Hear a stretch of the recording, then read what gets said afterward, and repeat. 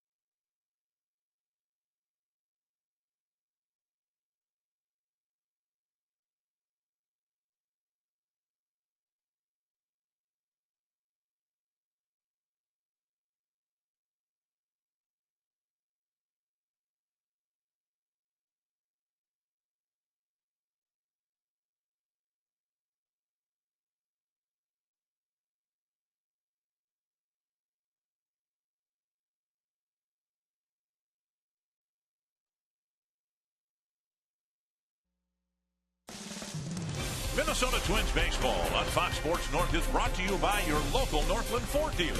Visit your local Northland Ford dealer or go to northlandford.com. And by Menards. Save big money on all your home improvement needs at Menards. Twins have won back-to-back games. They're hoping to take 3 of 4 from the Indians in this wraparound series. Good evening from Target Field. I'm Marnie Gellner.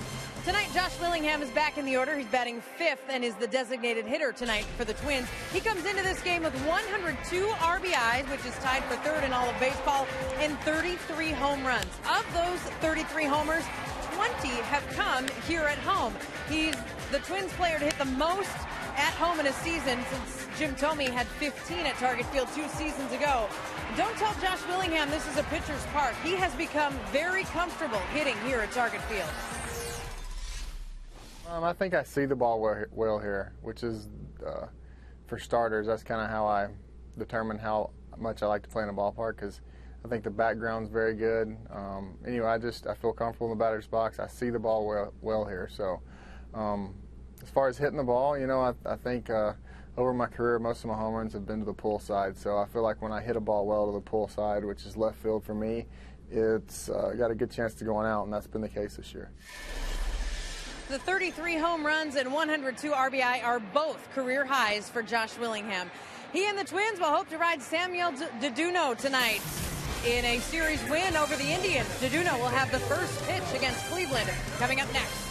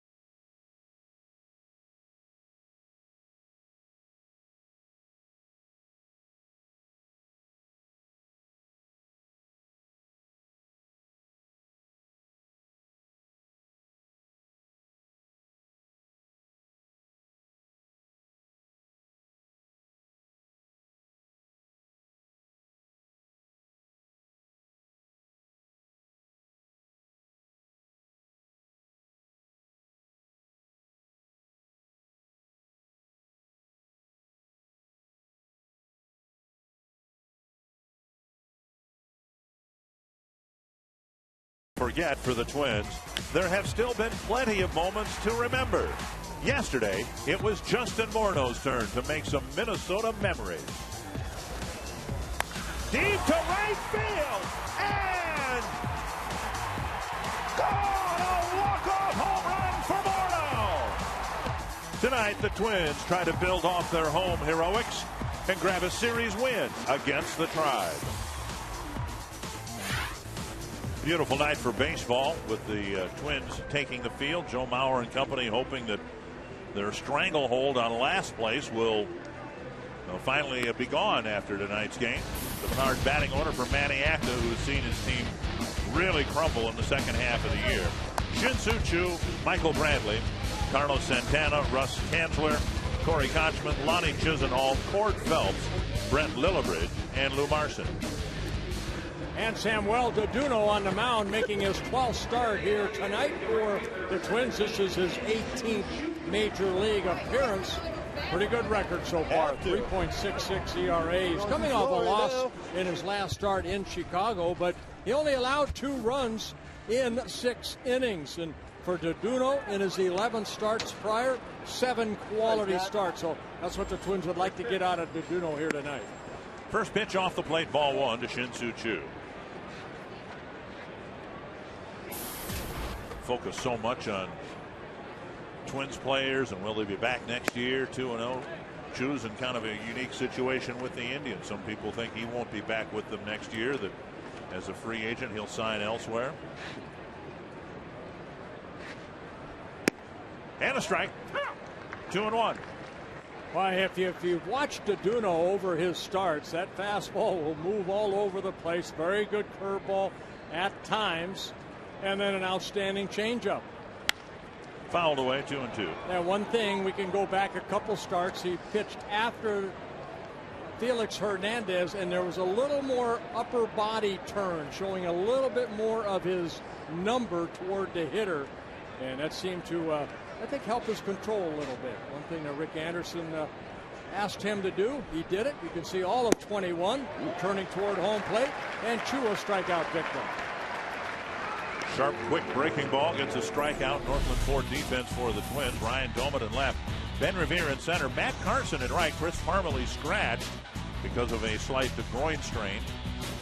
Trevor Plouffe, Pedro Florimon, Alexi Casilla, Justin Morneau, and Joe Mauer back behind the plate. Well, Matt Carson gets a chance to start in Parmalee's place.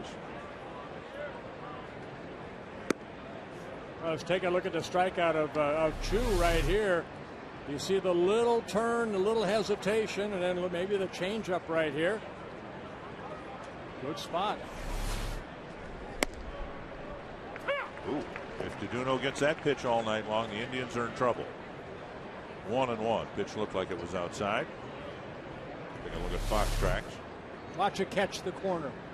Right there. Okay. Tapped up the line, foul. Swing the bat. Hey, you got to like home plate umpire DJ Rayburn already. 1-2 to Michael Brantley.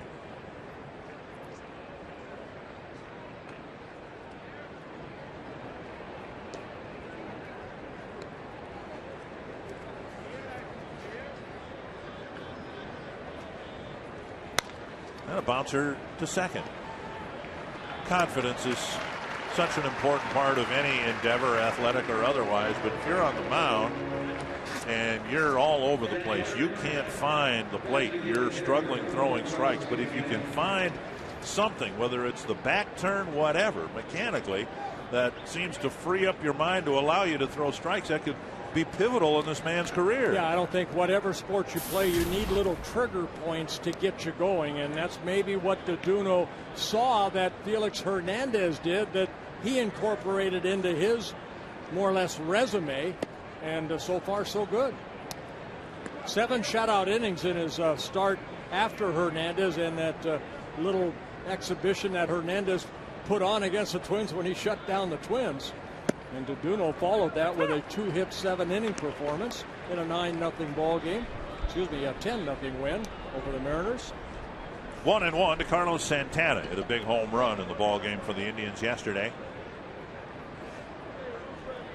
Changeup. Popped up. And the Twins will take all of these they can get. A 12-pitch, 1-2-3 inning from Samuel Deduno.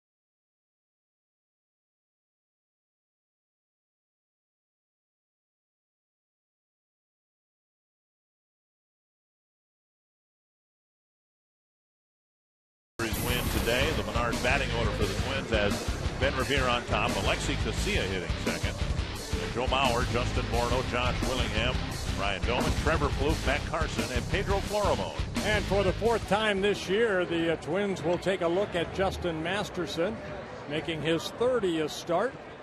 Masterson, when he is on, a sinker ball pitcher. I think the Indians are wondering, where is the consistency from Masterson? He'll have 3 or 4 real good innings, and we've seen him against the Twins, and then all of a sudden he'll put up that crooked number in there, and that really hurts him. 1 strike to Revere, and a ball hit to the hole, backhanded by Lillibridge, and a nice one-hop fielding play by Casey Kochman at first. Revere retired. Northland 4 defense for the Indians. Russ Kanzler in left, Michael Brantley in center, Shin-Soo Choo in right. They welcome Lonnie Chisenhall off a rehab assignment. Lillibridge, Phelps up the middle, Kochman at first, and Marson behind the plate.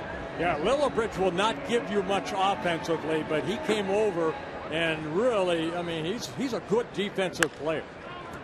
Now a quick one-hopper to Kochman, and if anything, Masterson's on a quicker pace than Duduno was.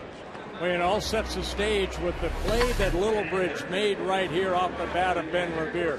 Revere tried to slap the ball the other way. Lillibridge backhand and then a strong throw, one-hop throw over to Kochman to get that first out. Nice defensive play. Well, we saw Mauer in the ball game yesterday jump on the first pitch he saw as a designated hitter. Pretty confident he won't do that here. Masterson's only thrown 3 pitches and gotten 2 outs.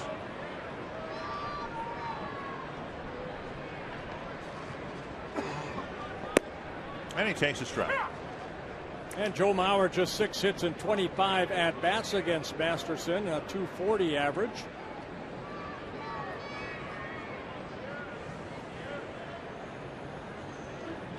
Inside, 1-1.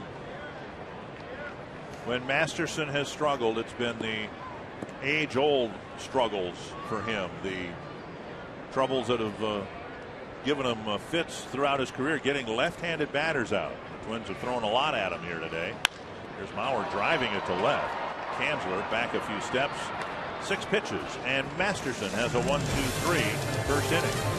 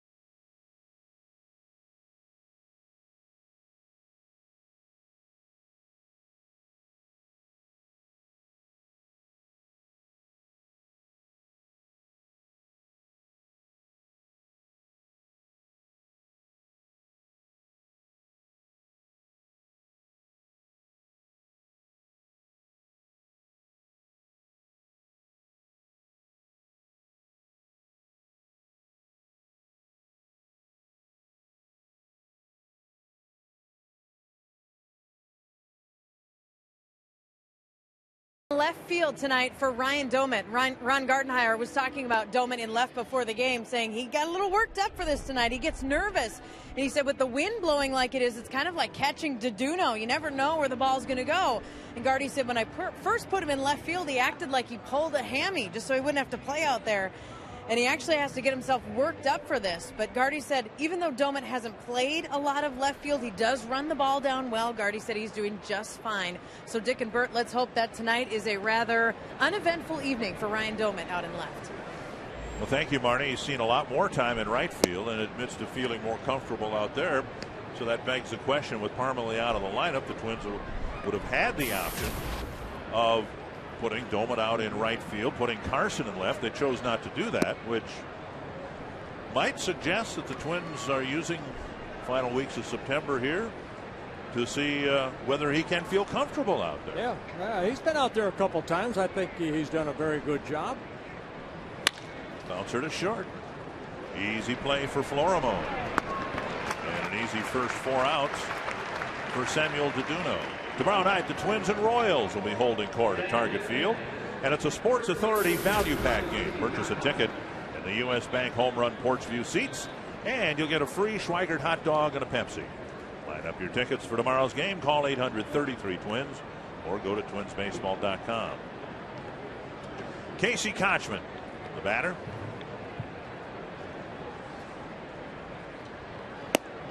Down and in, ball 1. One thing you will see is Joe Mauer not moving a lot behind the plate with Deduno, because his ball does move so much. Fastball away. You can say fastball right there, but the glove pretty much down the middle of the plate. Good pitch. He'll throw that 4-seamer, and then you'll see that ball sink, and then he'll throw that changeup down and in, the curveball. There's no question he has stuff. The challenge has been harnessing it. Fouled back. You know what I like right there? Deduno shaking off Joe Mauer. He knows what he wants to throw, and that's good. You can't always rely on just your catcher by putting down a sign. Deduno got 4 pitches from Joe. A fastball, slider, curveball, and then he settled on the changeup. The pitcher has the ball in his hand. Here's a curveball. And pretty good location right there. Kochman laid off of that tight curveball. Pitcher has the ball in your hand. If you throw it and make a mistake, it's your fault. It's not the catcher's fault. Only catcher can only suggest. Now a check swing. They'll appeal. Strike 3. Kochman is out on strikes. So Deduno came back with another breaking ball in the dirt. Bauer was able to catch it and put the tag on Kochman. Well, David Rackley, the third base umpire, said he went too far. And Kochman can't believe it. Actually, either can we. 2 down, and here's Lonnie Chisenhall. See, that's how you get the pace of the game going. Anything close, it's a strike. Strike 1. A little high. Ball 1 to Chisenhall. Chisenhall was pretty much given the third base job. Then he broke a bone in his wrist being hit by a pitch. They weren't sure if he was going to be able to come back at all this year. But he came back. He wants to play, obviously, the final weeks of the season. And the Indians want to run him out there and get a better idea of what they've got at third base. Yeah, he got hit back on June 29th. Troy Patton of the Baltimore Orioles hit him in that right wrist. They ended up breaking that right wrist. Forearm, excuse me. And all the rehab, and now he's back with that pad to protect the elbow and the wrist area. 2-1.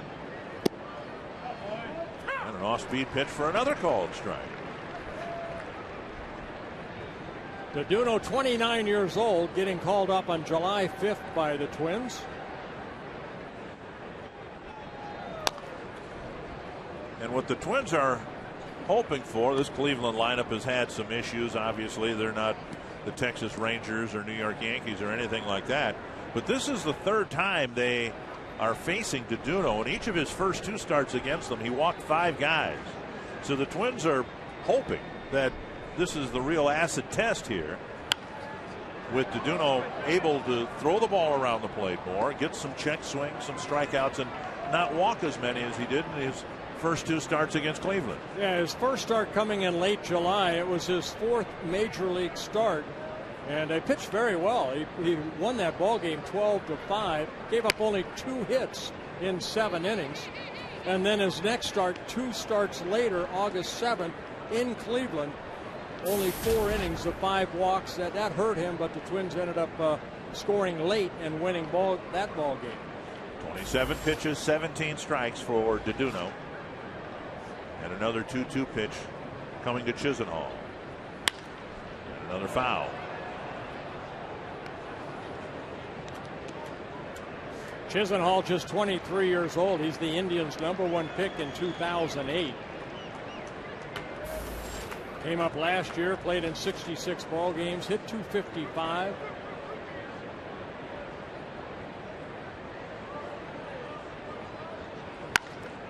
Punch to left and back into the seats. So Deduno keeps pumping strikes in there. Chisenhall keeps fouling them off. Deduno has pitched very well here at Target Field. 3-0 in 4 starts with an ERA at 2.49.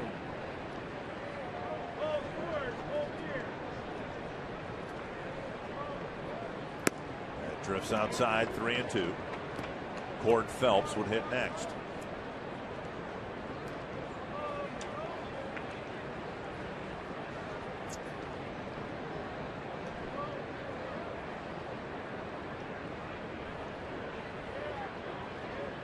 Breaking ball, and he left it up just a little bit, and there's a walk. Yeah, a very close pitch. Yeah, not missing by much. That's not a bad try right there, because if he's able to get that over, it tells everybody else on that bench that I can throw a pitch at any time, and boy, it did not miss by much. See 11 pitches, and it was a little bit high. Chisenhall, the first base runner, and that'll bring up Cord Phelps.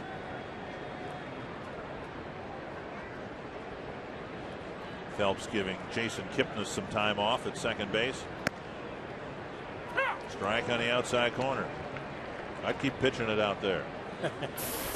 Phelps got a little time with the Indians last year. September call up this year for the Indians.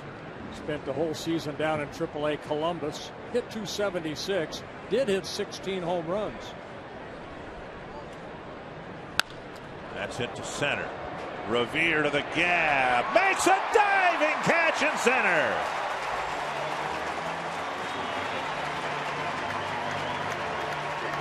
A hitless second inning for Samuel Deduno, thanks to his center fielder.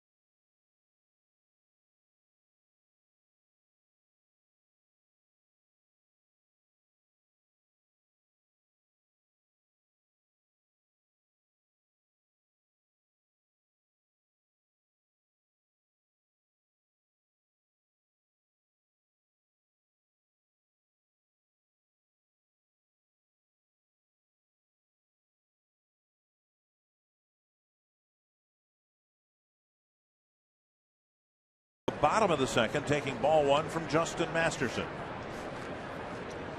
Orno, Willingham, and Domit facing Masterson here in the second. To center, hit right at Brantley. Comes in a few steps, one down. Ben Revere's always had a flair for the dramatic, knowing when to make the great catches. It's always nice when a great catch ends a half inning. Well, in last night's ball game, in the top of the ninth inning, that's the final out right there. He brings some energy. See Dunsing very excited off the bat of Carrera for the final out. And then here, we just saw him make a nice sliding catch. And by the way, that little extra energy last night, even though it may not, did it rub off on the players? Well, Justin hit the home run and the Twins won. Here's Willingham taking a strike on the outside corner. Willingham has been limited to DH duties over the last week. Got a day off yesterday, actually. A little bit of a hamstring to pull, and he takes outside 1-1. The ideal would be for Willingham later in this homestand to get out in left field where he's played most of the year. Well, look at those numbers right there. 33 home runs, 102 RBIs. Foul. You look at those numbers and then you think, okay, Twins obviously addressed some needs. The Willingham signing, the Doman signing, Burton, Fiend, some of these other guys that really. Jamie Carroll, Deduno. It's been a good last off season for the Twins, and we say that knowing full well they still have the worst record in the American League this year. Well, it all goes back to pitching, Dick. You can't really blame the offense because they're sixth in the American League in hitting. Yeah, you'd like for them to score more runs, but they have found themselves behind the 8 ball so many games this year where they're playing catch-up baseball. Willingham just 2 hits against Masterson over their meetings in 10 at-bats, but one of them a home run. 2-2. And he came inside and got a swinging strike 3. Nasty sinker. And then between the Willingham and Ryan Doman at bats, we're going to talk about team speed with Ron Coomer. I don't necessarily know if the 2 big Clydesdales are the guys that are speed guys, but I will say this ball club in the last month and a half, 2 months has really been energized somewhat, and games have been changed because of the team speed. You look at the stolen bases, but the catch yesterday by Ben Revere, the catch also today by Ben Revere. But to me, some of them stolen bases, you have Mastriani and Florimone and then Revere all stealing bases. That game was won, or the Twins had a chance to win because of team speed, and you can look for the Twins to really inject that into the next season. I think in this ballpark, you've got to be able to run balls down, and you've got to be able to put pressure on a defense. We saw that last night. Yeah, only the Tampa Bay Rays and the Los Angeles Angels of Anaheim have more stolen bases than the Twins this year. 2 strikes to Doman. I think we saw that in Detroit a little bit too, Dick, even though they went out and got Fielder, you have Cabrera, but it's such a big ballpark that you need speed, I think, to compete. And, they had Granderson out there, then they went out and got Austin Jackson. They have some speed, but still they're kind of a home run hitting ball club. I'll tell you, being down here in the first base camera wall for the last couple of years and close to Jerry White and the guys that are coming down there, you can really tell that Jerry is locked in with the pitcher, trying to read moves and encouraging guys to go ahead and go and to try to get moving early in counts. And it's been a big difference here, I've noticed, especially this year, as opposed to the last couple. Tapper to second. Phelps has it. Over to Kochman, and another 1-2-3 inning for Justin Masterson.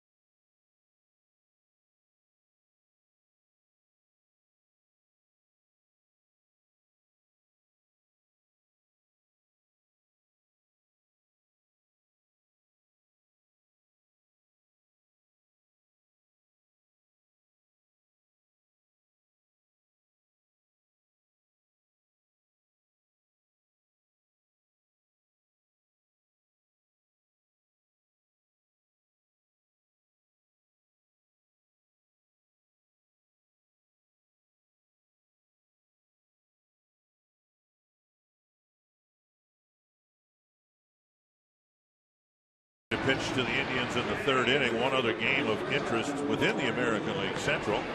Tigers and White Sox are scoreless, top of the second. Adam Dunn not in the lineup for the White Sox. He retweaked his oblique against the Twins last week. The Subway sub prize on the line in the American League Central. The White Sox starting that 4-game series with the Tigers ahead of Detroit by 2 games. And an interesting announcement made by the White Sox this afternoon. Francisco Liriano will pitch out of the bullpen for Chicago. Gavin Floyd will start in his place.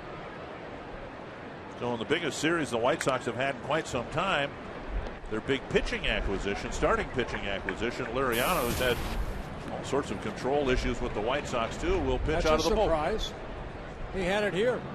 So well, I read in the paper where the White Sox knew something and they were going to change some things immediately and be able to turn Liriano around. There's a fly ball lifted to right. Retreating is Carson for the out, 1 away. Other injury issues other than Adam Dunn. Mark Teixeira going to be out another week and a half, 2 weeks with that left calf strain.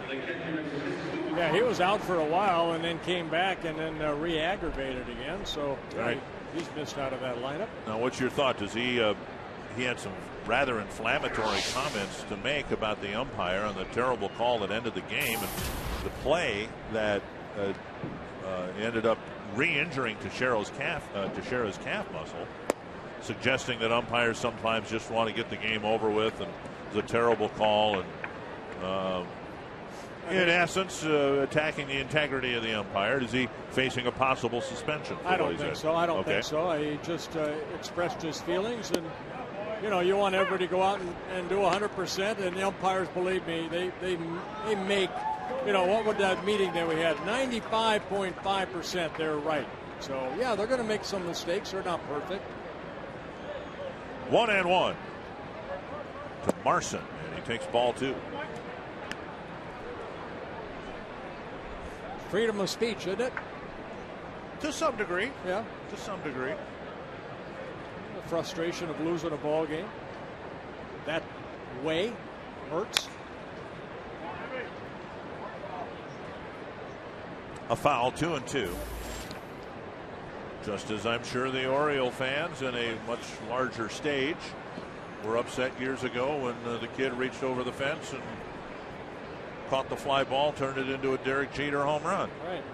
Jeffrey Meyer. 2-2 to Marson with 1 gone in the third.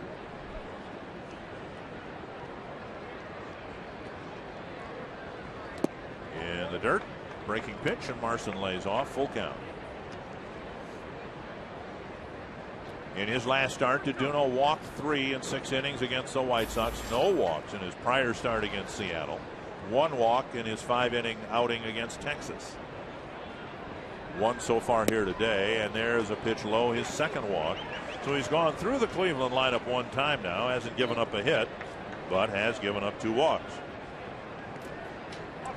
Fox Sports North supports cancer awareness. Join Marnie Gellner, Lisa Dunsing, and Alicia Perkins for the Light the Night Walk. Target Field, Sunday, September 23rd, benefiting the Leukemia Lymphoma Society. Join the team for a chance to lead the walk with Rod Carew. Visit foxsportsnorth.com. Click on Supports under the More tab to sign up for or donate to the Fox Sports North team. Yeah, with Duduno, it always comes the base on balls. In his first 46 innings as a Twin starter, he walked 36. His record was 4-1. Very good ERA. Over his last 3 starts, 18 innings pitched, he's only walked 4. And he's won 1 of the 3 games. So, yeah, that's part of his game. It's been his career, really, in the minor leagues, averaging over 5 walks per 9 innings. So it is what it is.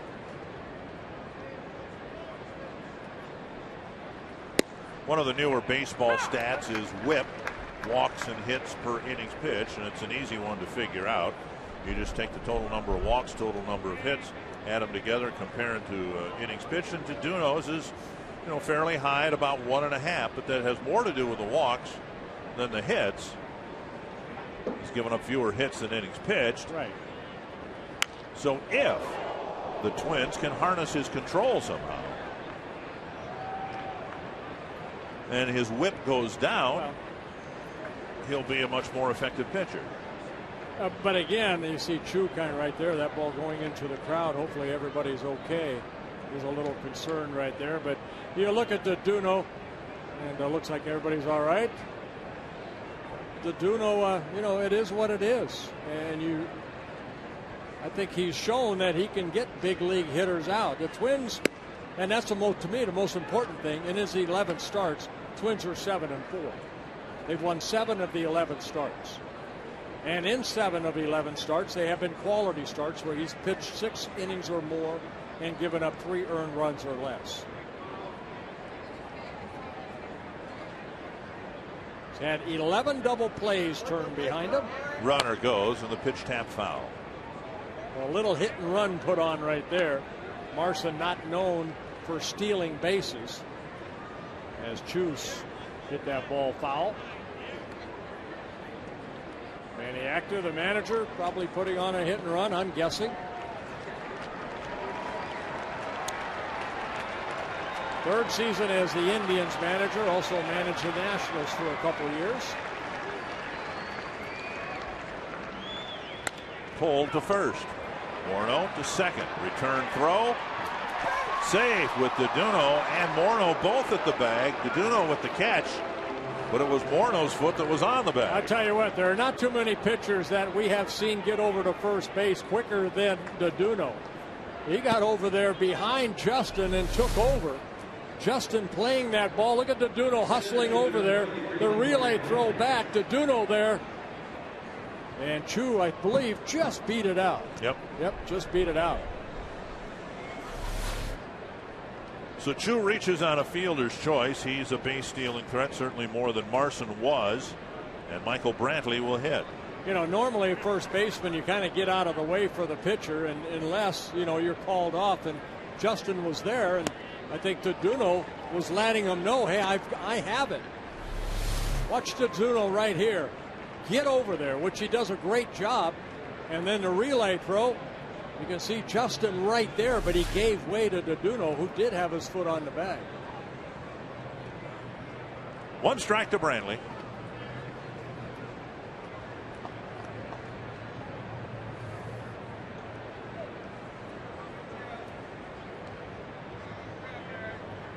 Eight stolen bases attempts against DeDuno, 7 successful. Chu with 18 stolen bases at first base. Couple throwovers. That ball got a piece of Chu, I believe. Yes, it did. Around the helmet. Maybe the back of the helmet as he is diving back in.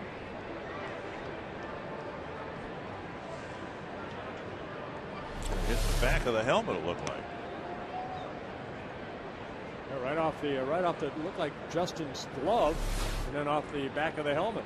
You see that, and then you think of Franklin Gutierrez, who went back to the bag and had a habit of always shielding his face from the pickoff throw. And the one time he didn't do it, he got hit right in the temple and was put on the concussion disabled list for several weeks. 1 strike. And a little roller to short. Florimon will go to the bag himself, and that takes care of that. So another hitless inning with a walk, and 3 good innings so far for DeDuno.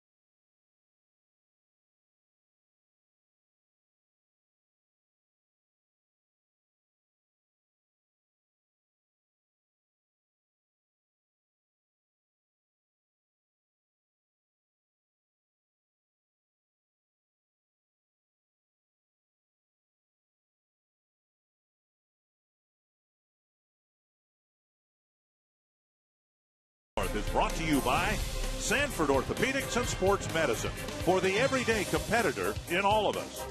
By CenturyLink, a different kind of communications company.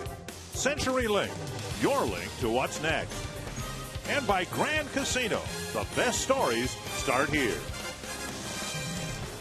Trevor Plouffe takes ball one from Justin Masterson, who's retired all 6 batters. Samuel DeDuno. A couple of walks so far, but no hits allowed. And Plouffe pulls it foul. Yeah, Masterson making his 14th career start against the Twins. He is 2-6 in his career with a 4.10 ERA. 1-2 this year with an ERA over 6. Plouffe takes at the knees, 1-2. Plouffe, Carson, Florimone will face Masterson here in the third. Well, good fastball down in the strike zone. Ouch. A 1-2 pitch, and Plouffe will go to first. And for Masterson, that's his 11th hit batter of the year. And ball running in and getting the hip of Trevor Plouffe. We talked about DeDuno's stuff and the movement on his pitches, and then you see, even from the center field camera, you can see Masterson just with almost a violent movement of the fastball tailing in on a right-handed batter. Yeah, not only the hit batsman, he's had trouble throwing strikes at times. 75 walks in 179 innings coming into this ball game. Matt Carson takes a strike. And I said before, Masterson will throw 3 great innings, and all of a sudden he'll lose his release point, maybe drop his arm a little bit, and they've just been very, very inconsistent. 11 wins, 12 losses, an ERA at almost 5 coming into the ball game. Indians seem to have settled on a pitching philosophy over the last few years. And they don't have Oral Hershiser, Dennis Martinez, any of those veterans, but they've tried to go with young sinker ballers, realizing that their ballpark, Progressive Field, 2 strikes to Carson. And a pop-up that will reach the seats. The ballpark in Cleveland will yield a lot of home runs, certainly a lot more than Target Field has yielded. The dimensions are smaller, and so the Indians, to be competitive, have kind of gone about things in a different way. They want sinker ball pitchers. They want the ball hit on the ground. The Twins don't need to do that because of the dimensions here in their ballpark. They don't have to exclusively go with sinker ball pitchers as the Indians have done. There's a foul tip. Marson hangs on. Did he get it out of the dirt? There's a good sinker right there. Yep. Masterson picks up his 2nd strikeout. So watch the movement of this. You see that ball just tailed down and in. Marson catching it. So now Florimone.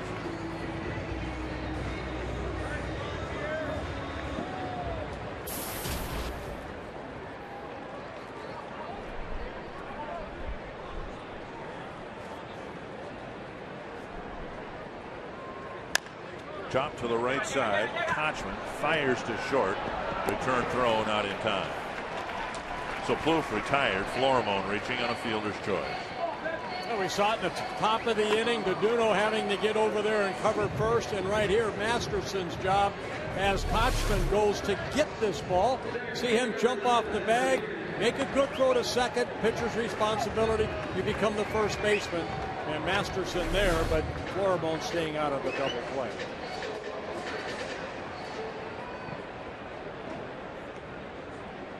Here's Revere. Hit one toward the hole. Lillibridge made a nice play.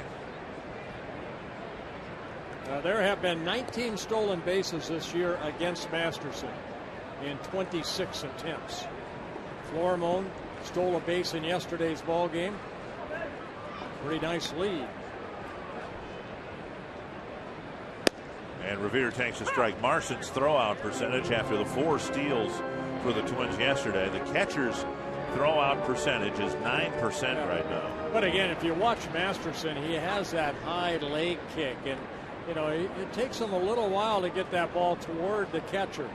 Again, I look at those sometimes, Dick, and You know, it's like A.J. Brzezinski. If you have a staff that can't hold on runners, your percentage is going to be down. Marson setting up way in off the plate. And Revere grounds it to third. And with the runner Florimone going, Revere grounds out to end the third inning.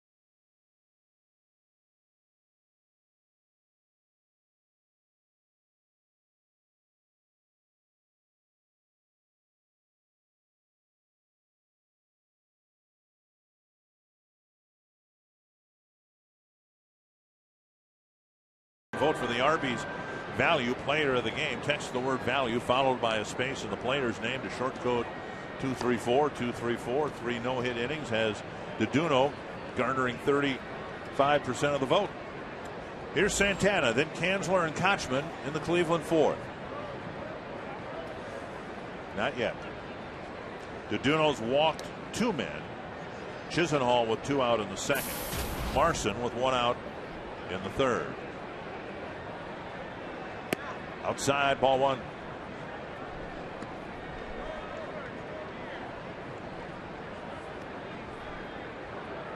Santana hit a fly ball to Revere. Made a nice catch to end the first inning. Actually, the Santana fly ball to Revere was a routine play. It was Phelps who had a sinking line drive caught by Revere to end the second inning. 2-0. And 3-0. Yeah, we saw Asdrubal Cabrera yesterday, the normal guy that hits in that 3 spot. He's got a little bit of a sore wrist, and I think we saw it in those first 2 at-bats yesterday. He was really bothered by that, so he's not in tonight's ball game. Good pitch there. 3-1.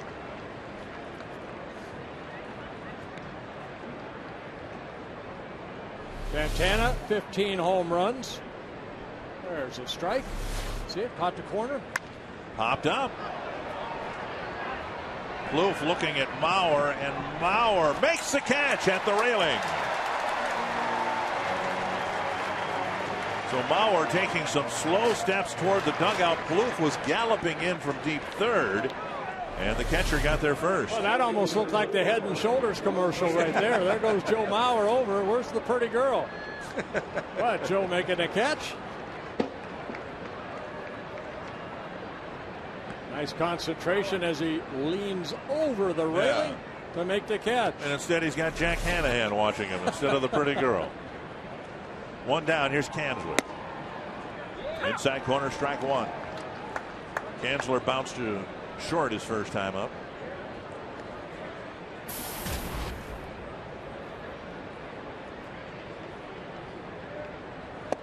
Inside. 1-1. Now, we've seen Kanzler in all 4 ball games, a September call-up for the Indians.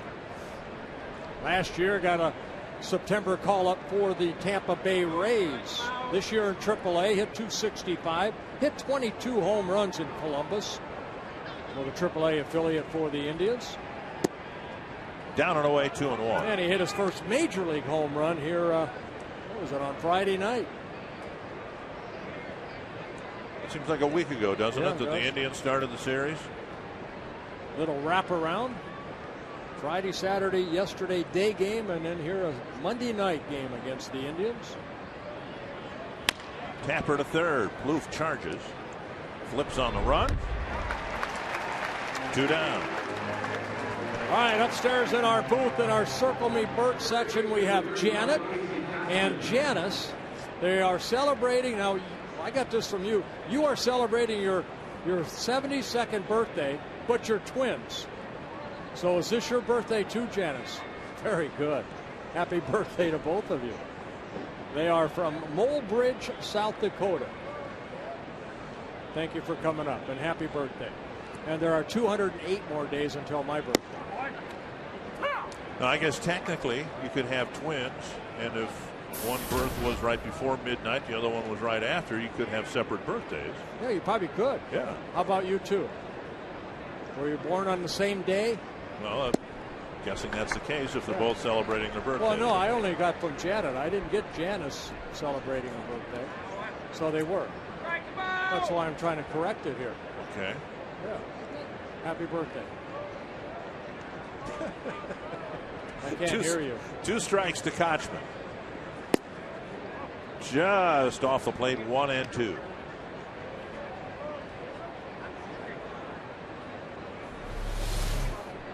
Oh, Doduno going with that sinker, just missing down and away. Check swing.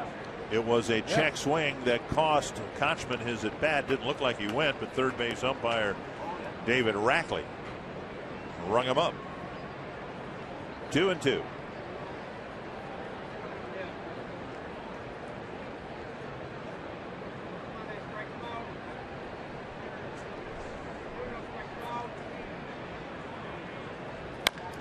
And a tapper right side. Morneau doesn't need to worry. Doduno sprints to the bag, and it's a 1-2-3-4.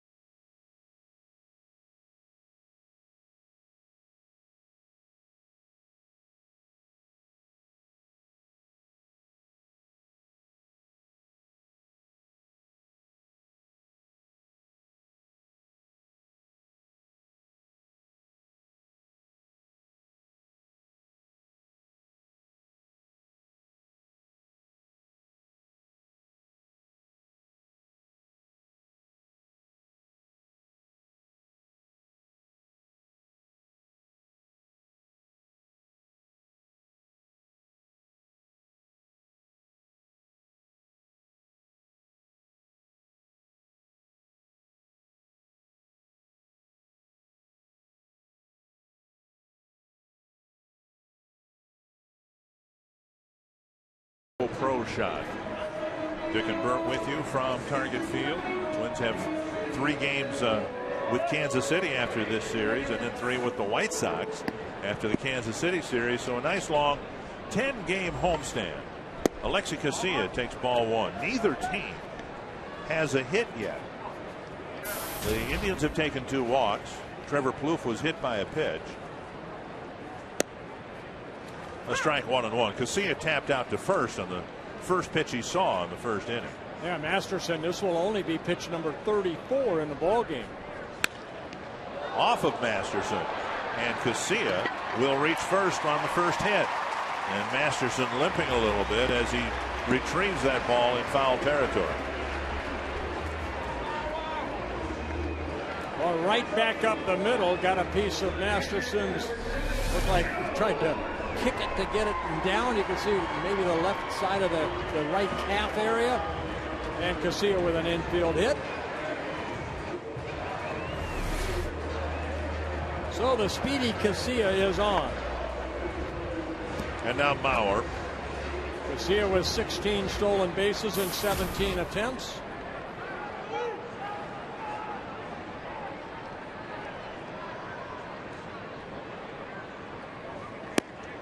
He takes down an in, ball one. Mauer a home run short of the cycle yesterday. Average starting at 317. Looks like he might be involved in another batting race.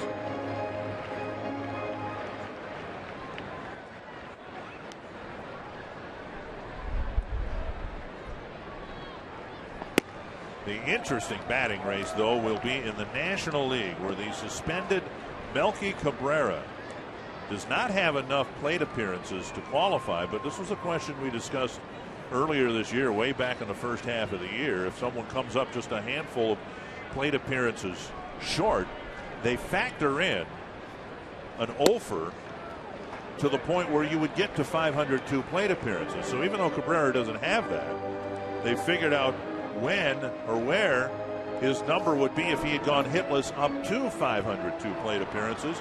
And right now he's got a 5-point lead over Andrew McCutchen. Yeah, Cabrera out for the year because of the suspension, the 50-game suspension. 3-1. Buster Posey, red hot, might be able to make a run at the batting race as well. 3-1 to Mauer. Joe should get a fastball right here. And Marson sitting inside. Casilla goes, and the pitch whistled into right field. Casilla turns at second and goes to third. So Mauer gets the hit. First and third, nobody out. Let's go find Ron Coomer.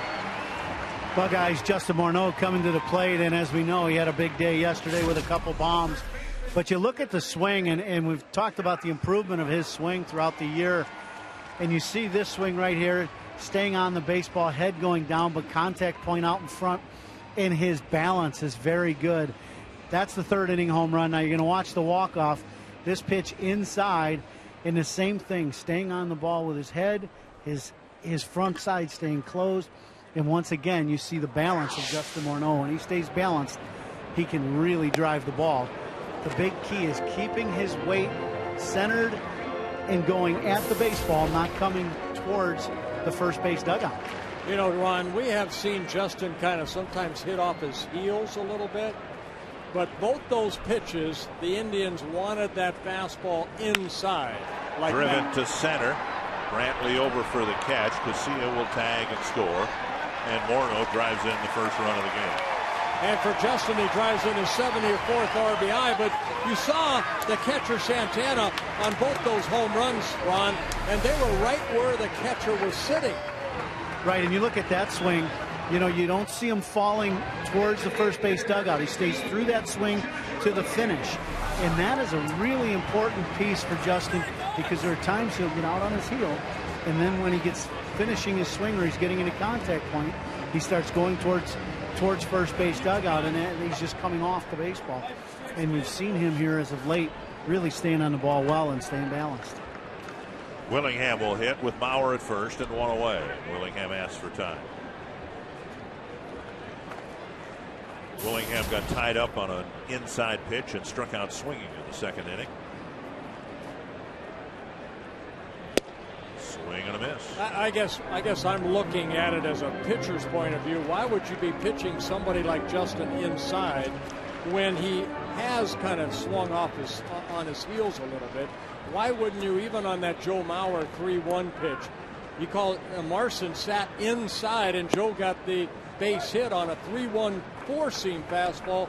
Why wouldn't you go to that two-seam sinking fastball and try to get a ground ball from Masterson rather than a four-seamer that Joe, you know he's going to hit it hard, which he did in the right field. That's a rhetorical question. You're not expecting Ron Coomer or me to answer that, no, are you? I just don't. I see it so many times when a hitter is in their count. Ron can answer this. When you're in a 3-1 count, you're looking dead red to pull. And if that pitcher gives you a fastball in, my goodness, your eyes have to get bigger than they are already. Yeah, you're definitely looking fastball, and you're looking inside. Tap to third. Right there. And Willingham just gingerly running down the line, and that's not a good sign. Willingham usually busted out of the box, unable to on this ground ball double play.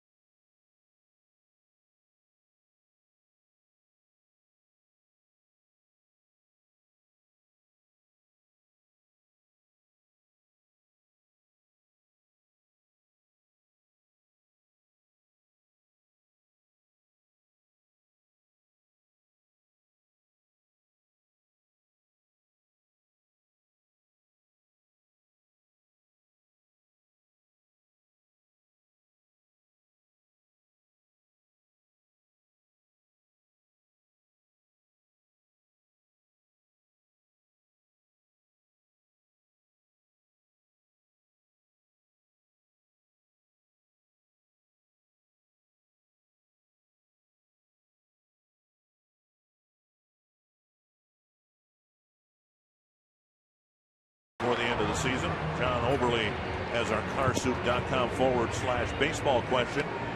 He's from Grand Rapids, Minnesota. Wondering, Bert, as a starting pitcher, is it hard to get up for games at this time of the year? Not at all. Not at all. If anything, you get up even more because of this weather. It cools down a little bit. You feel so strong. And really throughout the whole year, if you have 30 starts, 35 starts throughout the season, you better be up for all 30 to 35 of those. This is a dream come true, wearing a major league uniform, pitching a major league game. Why wouldn't you get up? Well, no problem for Deduno. He's trying to establish himself as a starting pitcher at this league, at this level. He figures to have 3 more starts for the Twins if they maintain a 6-man rotation. And as important as this one is, the next 3 will be very important as Deduno hopes to, finalize a spot or at least get his name written in pencil for next year's rotation. The next 3 starts will all be against contending teams. The White Sox once and the Tigers twice. Check swing and strike 3. Yep. Chisenhall's out on strikes. First out in the 5th. Chisenhall went a little bit too far. We saw Kochman earlier, a strikeout victim in the 2nd inning that we thought he held up. But this one right here, that hard breaking ball, and Chisenhall went too far. Take a look right here. Yep, barrel of the bat went in front of the plate, and Deduno picks up his 3rd strikeout. Now Cord Phelps hit the sinking line drive. Revere made the nice diving catch in center to end the 2nd inning. But Deduno's next starts figure to be next Sunday, this upcoming Sunday against the White Sox, and then the following weekend against Detroit, and then against the Tigers again here in the final homestand of the year. I think Dick got a good changeup right there and a weird swing by Phelps. But you know what? I think when Deduno first joined the club in July, we saw the wildness he had. And I think we all were saying, boy, is this guy going to fit into the rotation, how he's doing? But I think what we see now, this is his 12th major league start. A young man that's showing more and more confidence every time he goes out there. And here's a young man again that you don't know if you can compete at this level. He's had a history of control problems in the minor leagues, but he's starting to come into his own, and that's nice to see. 70 pitches, Twins 40, need this. 46 strikes. Mauer controls the bounce on strike 3 and throws to first. Another strikeout with Phelps retired. And strikeout number 4. Nice block by Joe Mauer, keeping that ball around home plate as Phelps for the second time swings at a ball that's just on the other side of the plate. Joe getting the hop and then throwing a P over to Morneau to get Phelps out at first. Now again, a couple of walks, but now we're talking about a strike-to-ball ratio nearly 2-1 here as he hopes to wrap up the 5th inning. And now that is 2-1. 72 pitches, 48 strikes. Mrs. Butter would be so proud of me if she were still with us. Very good. My first school teacher in Dumont, Minnesota. How many years you have her? Into 4th grade, 6. No, I'm just kidding. Kindergarten and I think 2 years. That was it. Then Mrs. Forcier took over. 1-1 to Lillibridge. Check swing and a foul. Boy, you know what? You throw the break 'em out. That's a great pitch right there because, you know, you get that curveball, the changeup, and all of a sudden you go with a fastball up and in. Lillibridge was almost diving right there. And watch him get out of the way. He's kind of diving into the plate. And you can go back in there again, repeat inside, or if you can go away. Let's see what Joe wants right here. A changeup. He says no, and now I want the curveball. Wow, he struck out the side. Hey, what do we got going here? An 11-pitch 5th inning and 5 no-hit innings for Samuel Deduno.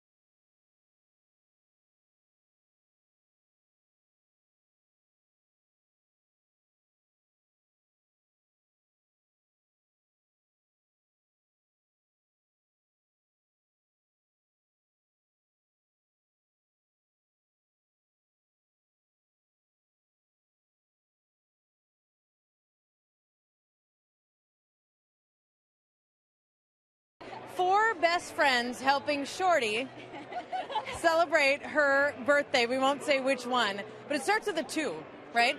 This is Katie from Shakopee with her best friends. How's the birthday celebration going? It's going great, thank you. Has anyone said to you tonight, go Shorty, it's your birthday?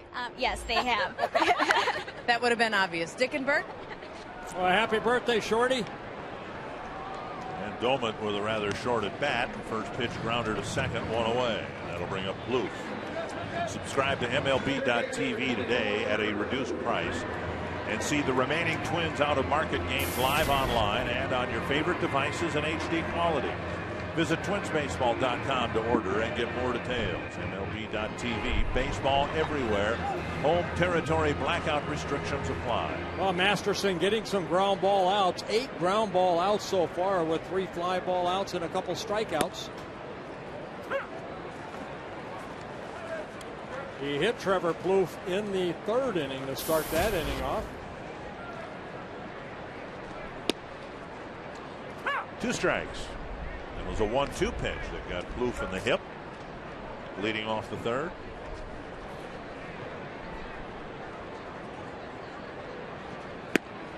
Plouffe gone on 3. A nasty breaking ball right there, and Masterson picks up his 3rd strikeout.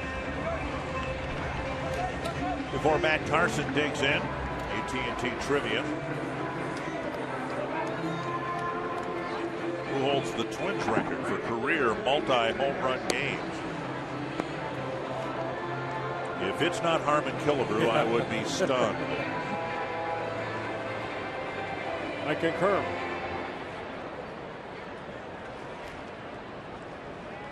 Carson swings at 1, darting in. 1 strike. You see the movement right there. 50 pitches, 36 strikes. Masterson used to pitching these type of ball games. He's had the fewest run support in the American League. So he knows going out there it's going to be a close ball game. Well, we've seen, I think I saw a 98 earlier, that one at 97 with movement.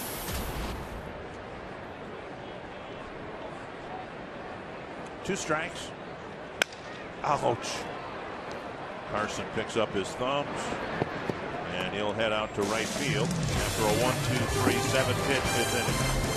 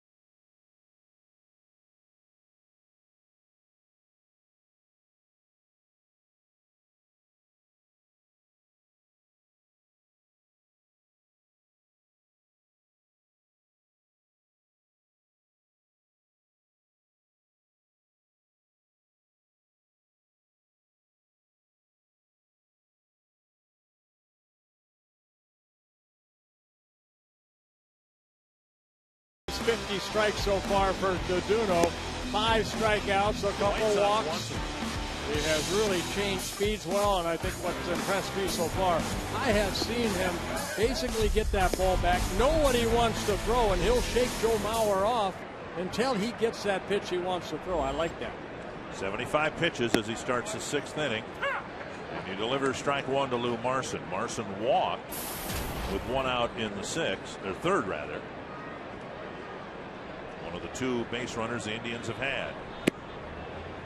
He lays off the breaking pitch, 1-1. Just turning that back, what Doduno does shows a little more hiding the ball, but also allows him to just have that little hesitation over the pitching rubber to get to the balance point. Here's a fastball. And you see the movement of that. Both these pitchers, Masterson and Doduno, they can sink that fastball.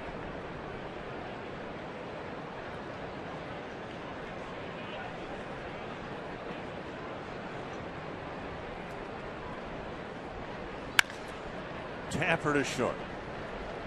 Florimo to Morneau, 1 away.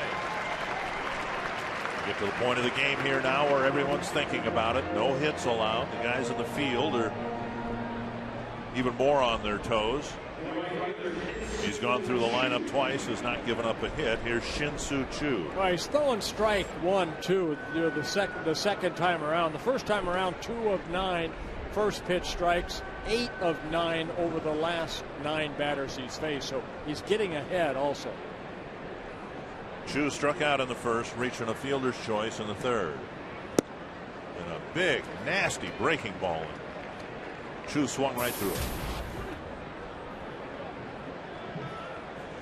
Duno making his 12th major league start after 140 minor league starts. Fouled back. Hey, he's no young chicken. He's 29 years old from the Dominican Republic, signed by the Rockies in 2003.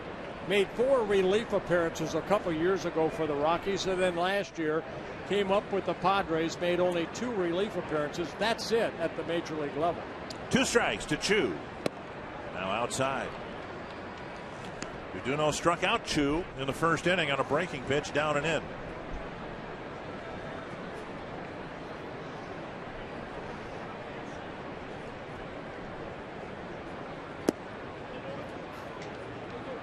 Two and two.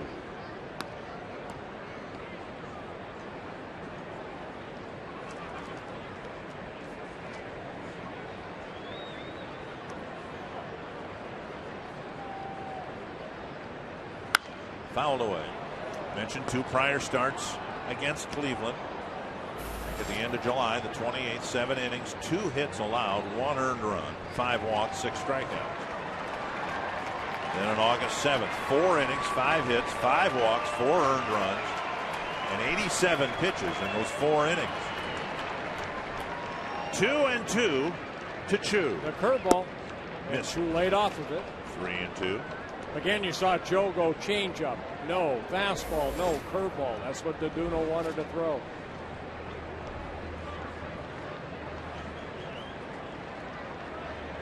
Three-two changeup. Got a tapper, foul.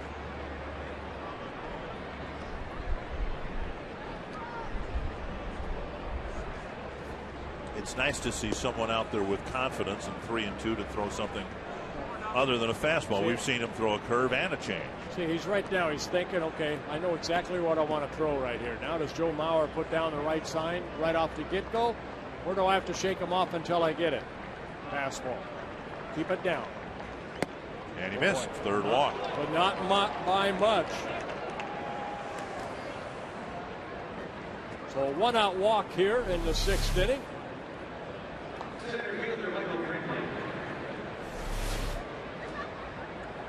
Indians have gone 15 and 40 since the All-Star break because they haven't pitched well and they haven't hit well. And they were 3 games out at the break, and they're on the verge perhaps of beating the Twins at the bottom of the American League Central.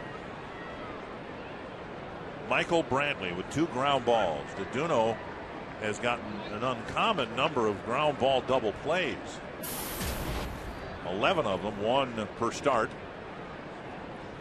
Again, keep an eye on Chu, 18 stolen bases. And that's what Duno's doing.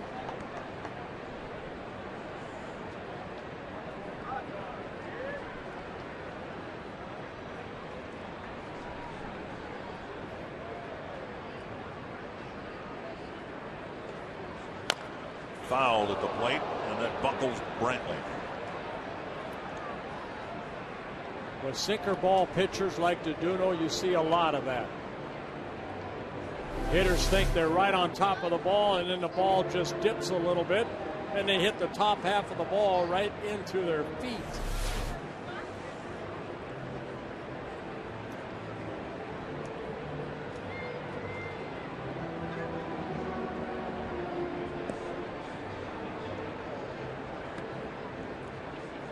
And it's not the first time Brantley's done that, because look at the pad he has. 1 strike to Brantley.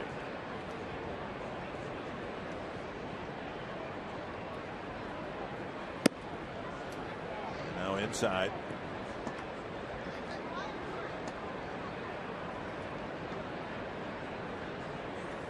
Brantley, 1-1. Yeah, Brantley having a very solid year for the Indians. His 4th season. He minute a game, hitting .285. This will be the 90th pitch for Duno. And the first hit rolled up the middle, a base hit. Chu will round second and gain third base. So now the tying run at third, one away, and the fans acknowledge Duduno's no-hit bid.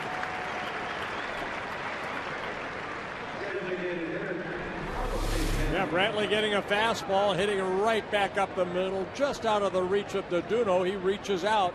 The ball gets by him, and Chu and his speed and the lack of arm strength by Ben Revere, Chu does not stop and gets over to third. Santana will hit a fly ball to center and a foul out to the catcher Maurer in front of the Cleveland dugout. Now you're thinking double play right here. Santana has hit into 14 double plays. Time call. And how do you get a double play? Normally with that good two-seam sinking fastball down and away.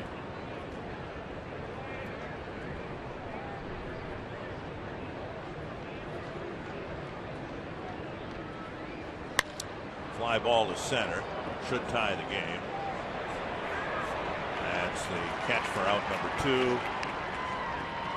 And coming in, Shin-Soo Choo to even the score of 1. Well, both these ball clubs scoring the run on sacrifice flies. Justin Morneau, a sacrifice fly with Casilla on at third in the 4th. And here's Santana picking up a sacrifice fly RBI, his 64th of the year, as Chu scores. 2 down, and that'll bring up Kanzler, hitting in the cleanup spot for the Indians.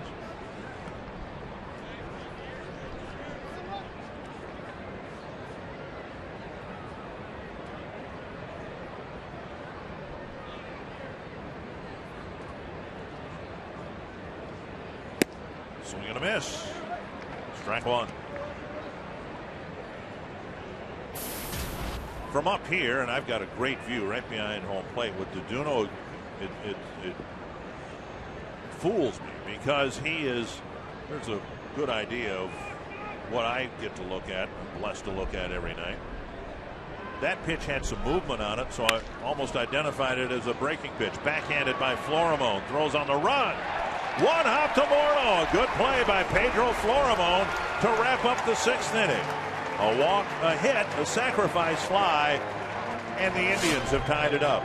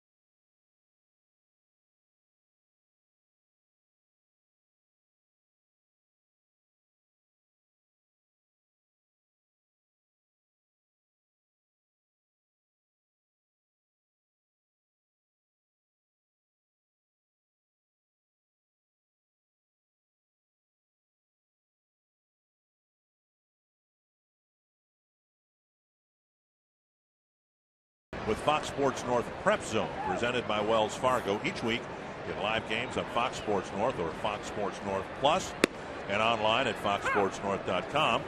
For upcoming schedules and channel information, visit, guess what? foxsportsnorth.com. Very nice.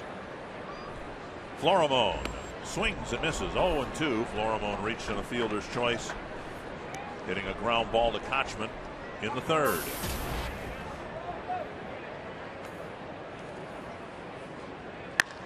This one driven to left center field. Kanzler chasing it. That's off the wall. It hits Kanzler. Florimon flies around second. On his way to third, he's got a triple.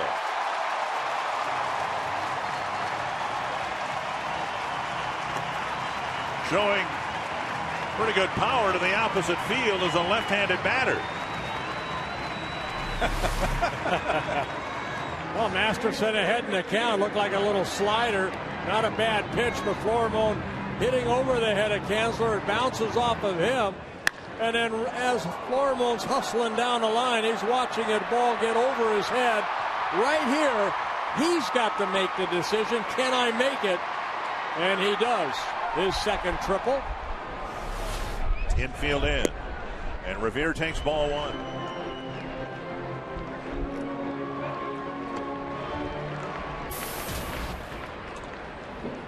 Revere with 2 ground balls to the left side. Yeah, infield in. 2-0. Florimon's second triple in 73 at bats. He's also gotten 4 doubles.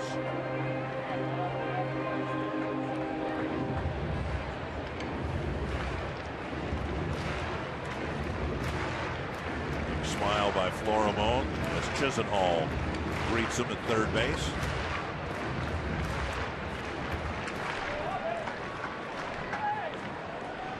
(2-0) to Revere. Into center field. Florimon scores. Revere drives in his 31st run of the year.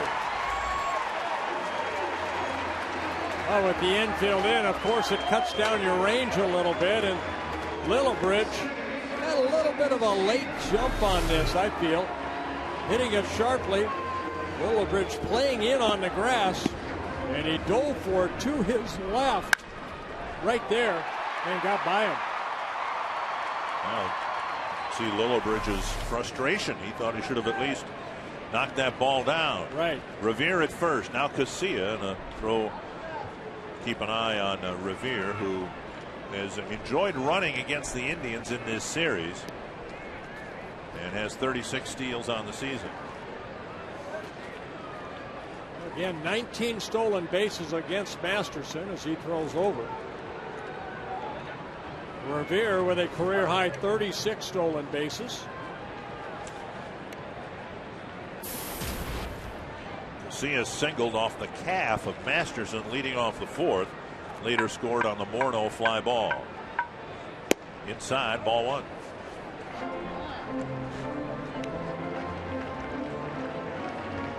Masterson has at times been dominant, at other times awful. Hence the 11-12 mark with an ERA of just under 5. Revere goes, and a weak ground ball, a broken back grounder hit to Phelps, and that will advance Revere to second base. Well, that may have been a little hit and run too. That Casilla, knows that there's going to be an infielder that has to cover second. There might be a hole, and Casilla got jammed right there and hit the ground ball to Phelps. But Ben Revere gets in the scoring position with 1 out. Bauer, the batter, a single is last time up, pulling one sharply through the hole with Casilla off on the pitch. Twins had a first and third situation. Morneau lifted a fly ball to center, and the Twins had the first lead.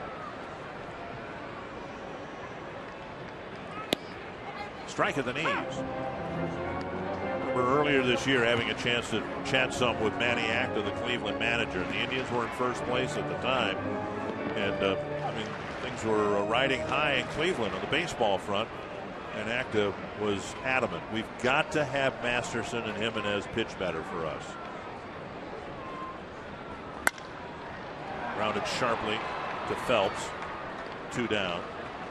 If we don't, this isn't going to last. We're not going to survive on top of the division unless our number 1 and our number 2 guy, and he didn't put one pitcher in one spot, the other pitcher in the other. He just said our guys have to pitch better, our top 2 guys, and in all honesty, they haven't done that. No, and what they are, they're innings eaters, but what kind of innings do they give them? Here's Morneau. Drove in a run with a fly ball. And a looper into left field. He drives in another run with a single. Jumping on the first pitch, a little chip shot over Lillibridge's head. And the Twins answer the Cleveland run in the top of the sixth with at least 2 in the bottom. Very good 2-out hitting right there in a 2-1 ball game. Sinker away. Justin just taking it the other way over the leaping Lillibridge into left field, and Ben Revere scores his second run of the inning.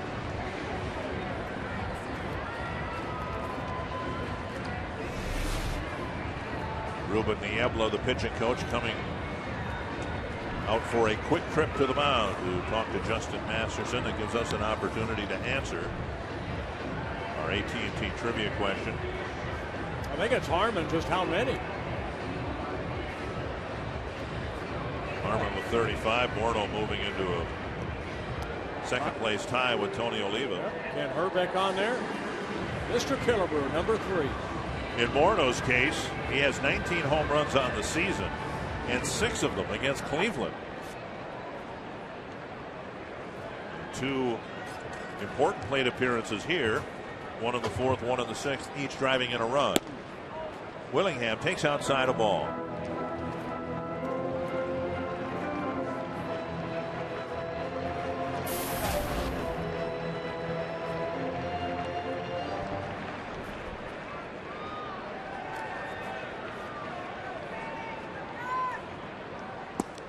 Outside Willingham, in his last at bat, bounced into a double play, and unusually for him, he did not bust it down the line, and he got no attention from the trainer after returning to the dugout. Just a matter of him resigning himself to a double play and not wanting to aggravate the injury. 3-0, Doman on deck. And Masterson, no walks so far in the ball game. 3 hits he's given up here in the bottom of the 6th inning. Twins take a 3-1 lead.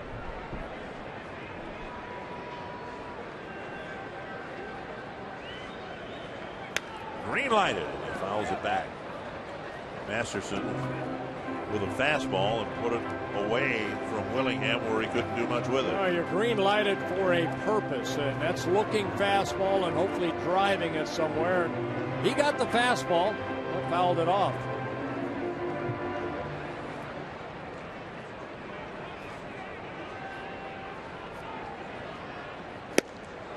Another swing and a miss. 3-2. A good fastball away. So Kochman will be playing behind Justin as he'll get a running start on this 3-2 pitch with 2 outs. And the sinker. Left it up a little bit, and Willingham will reach with a walk. First walk by Masterson looked like a pretty good pitch. Fans, in conjunction with the retirement of Tom Kelly's number 10, the Twins are selling a complete set of bobbleheads featuring every manager in Twins history. The only place to get this limited edition set of bobbleheads is at twinsbaseball.com. There are a limited number still available at $210, with proceeds benefiting the Twins Community Fund. For more information, visit twinsbaseball.com. Here's Doman. And he takes a strike at the knees.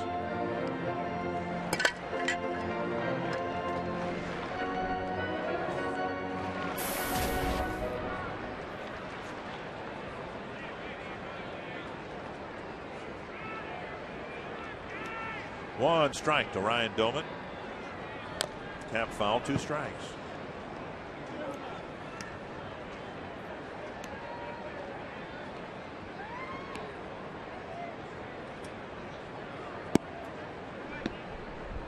Twins won a ball game yesterday, 8-7. The Indians score 7 runs. They need to win those ball games. They didn't yesterday, and now the Twins have a 3-1 lead. Pulled to the right side. Phelps to Kochman. That ends the inning. But in the inning, 3 hits, a couple of runs, and the Twins lead by 2.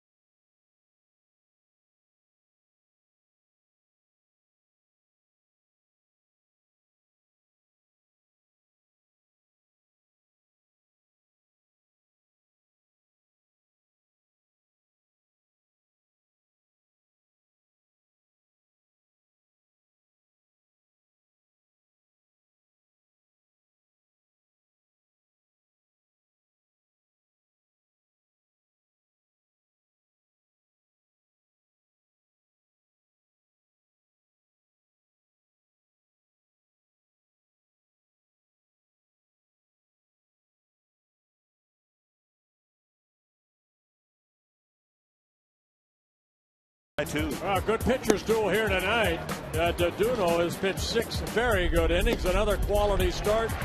3 walks, 5 strikeouts. He's given up only 1 hit. Scores. Revere. Ben Revere picks up an RBI. And then Justin Morneau, 2-out hitting, picks up an RBI, his second in the ball game. As the Twins score 2 in the bottom of the 6th inning, take a 3-1 lead. And Doduno, with 93 pitches under his belt, will pitch to Kochman leading off the 7th. Breaking ball over for a strike. That's 11 first pitch strikes in a row for Doduno, who started the ball game off just 2 for 7. So doing a good job of getting ahead in the count. Grounded foul, 2 strikes. Ron Gardenhire and Rick Anderson have talked about Doduno and the back turn, the little hesitation he has, allowing, and you can explain it better than I can, his arm to catch up with his body. They thought his control was erratic because his arm was trailing. Here's Flormone barehanding it, firing, and Morneau digs it out. Great play by both the shortstop and the first baseman. Outstanding play. Flormone made a great play to end the top of the 6th inning by going to his right. This one here, just over the reach of Goldman. He can't get it. Bare hand, a nice pick over there by Justin. So all around, great defensive play.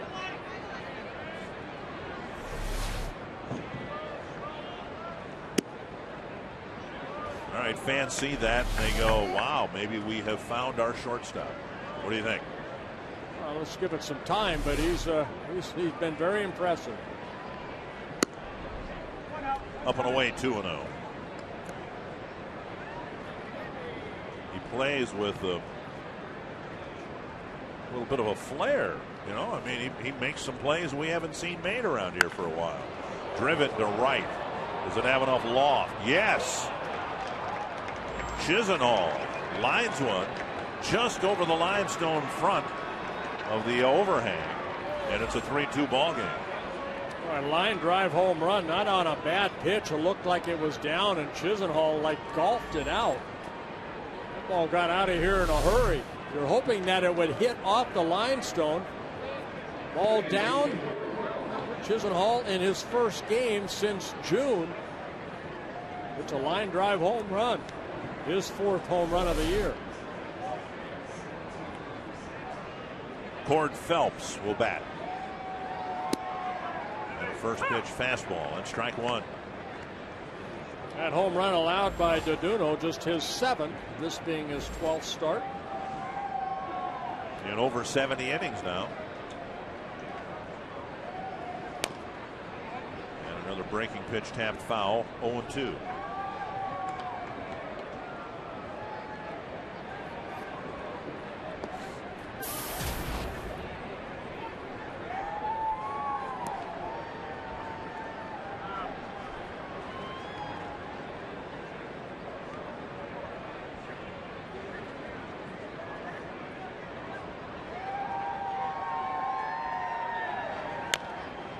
Another chopper foul.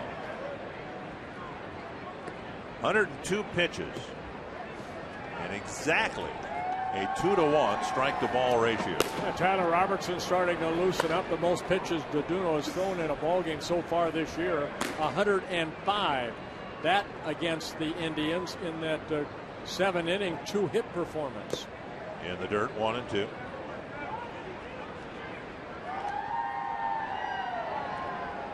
Phelps, 25 years old, signed by the Indians out of Stanford University in 2008.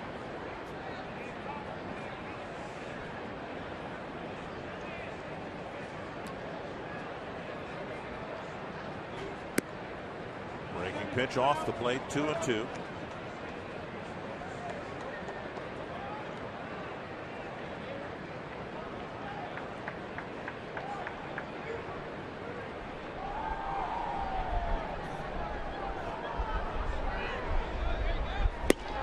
Struck him out. Might have been the changeup.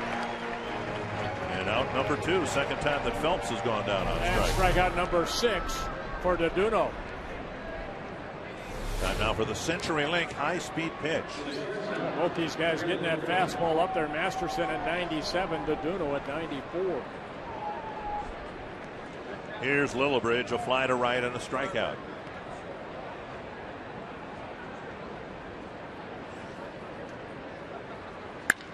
Laced into left field.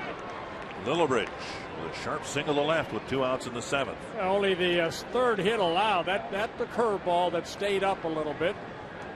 And Rick Anderson's going to come out and check on Deduno, trying to get this final out here in the 7th inning. Watch the breaking ball. Just kind of hung right there. And Lillibridge, not known for his offense, but lines it in the left field for his first hit.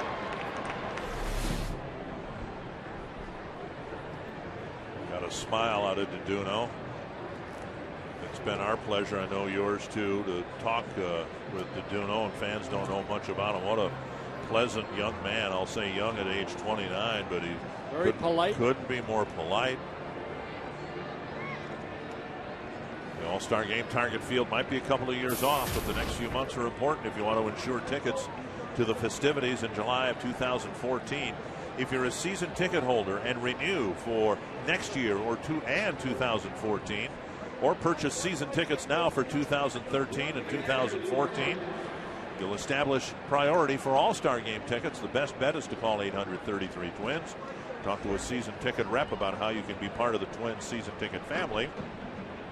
And then the Midsummer Classic in 2014. I like that trip by Anderson right here. Let Deduno work out of this right here. Season high 106 pitches.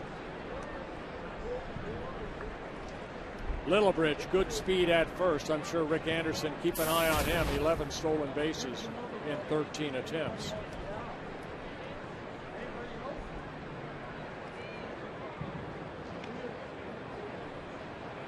Runners are 7 for 8 against Deduno in stealing bases.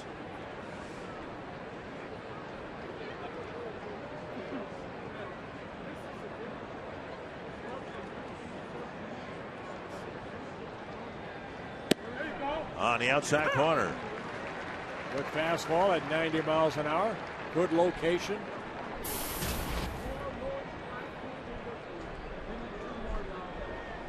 And again, the 107, a season high, but significantly just about a 2-to-1 strike to ball ratio. For most of his early starts, it was about a 50-50 proposition.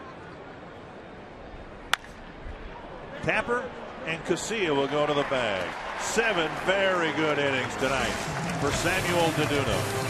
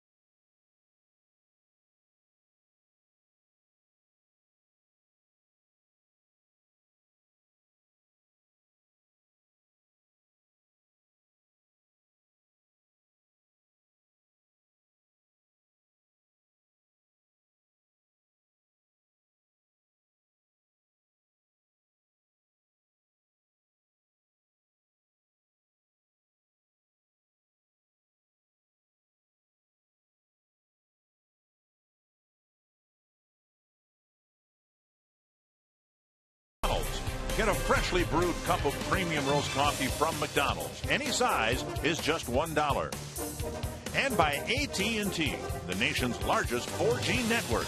AT&T. Rethink possible. Tight ball game here. Twins up a run. Justin Masterson delivers a breaking pitch wide of the plate to Trevor Plouffe, who'll be followed by Matt Carson and Pedro Florimo. And Taduno getting congratulated from everybody in the dugout. Great job. Sharply hit, picked up nicely by Lillibridge, spins and fires. Good play by the Cleveland shortstop. Yeah, 13 ground ball outs for Masterson in the ball game with 3 fly ball outs to go with his 3 strikeouts.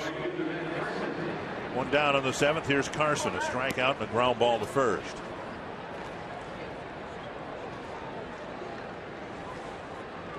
And Carson added to the lineup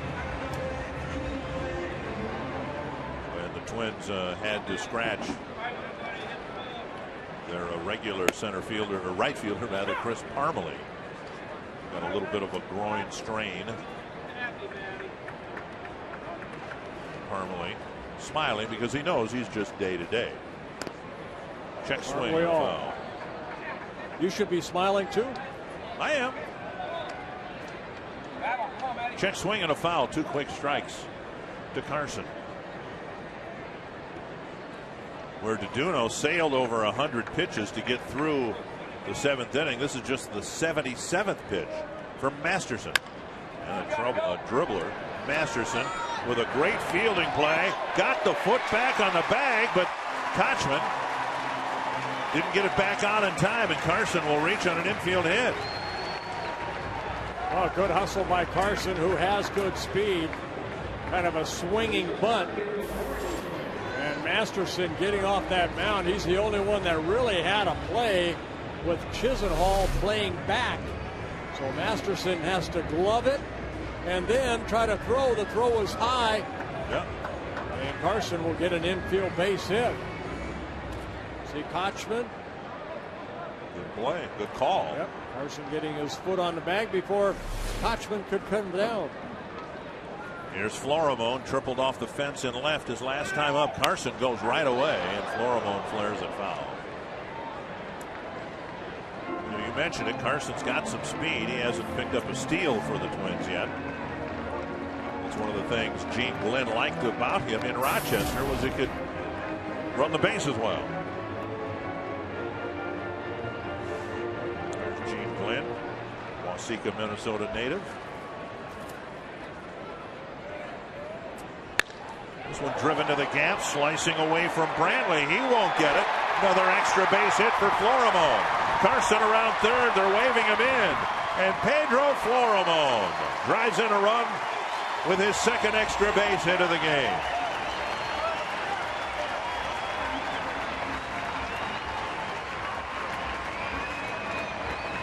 Boy, you like to see that too, some extra base hits, and just took that ball the other way. Brantley had no chance to catch up to it. It's a double for Florimone, his 5th double of the year, and picks up his 5th RBI.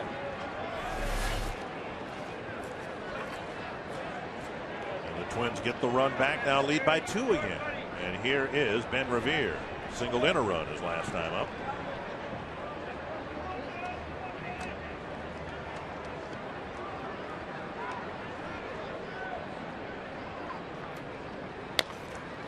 Chopped up the line, and a foul ball.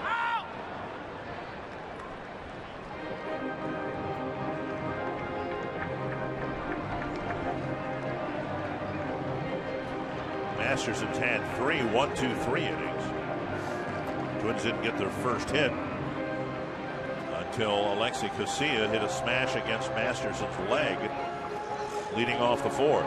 Yeah, that double by Florimone, that's his 20th hit is as a Twin, and 7 have been extra base hits. 5 doubles, a couple triples.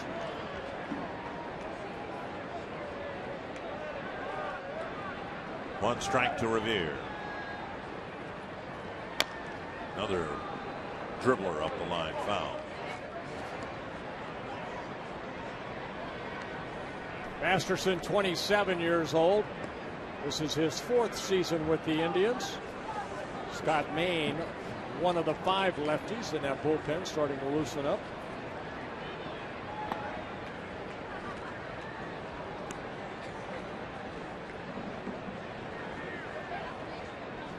Florimone feinted toward third base.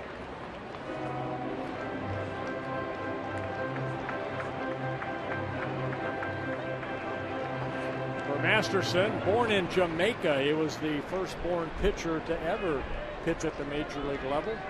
Born in Jamaica. His father was a foreign exchange student in Jamaica. 2-2. Signed with the Red Sox in 2006, came up with them in 2008 and 9, and then traded over to Cleveland in the Victor Martinez trade in July of 2009.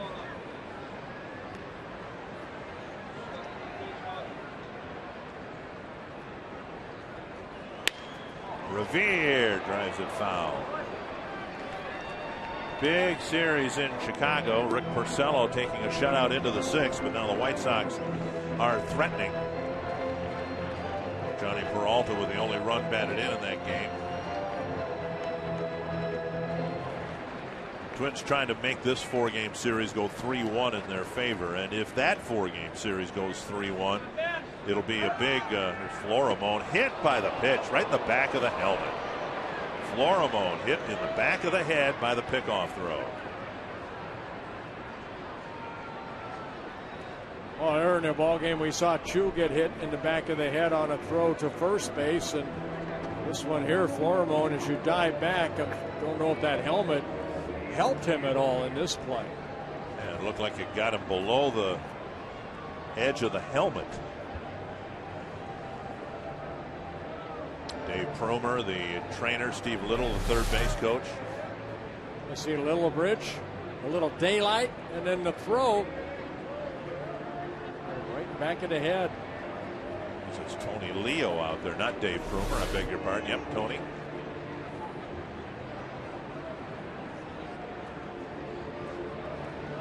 They're asking him questions, his name, native country. And he's going to be able to stay in. And Dale Scott looking on, the crew chief. Still rubbing the back of his head. Florimone diving back into the bag. Kind of off his back and then into the back of his neck.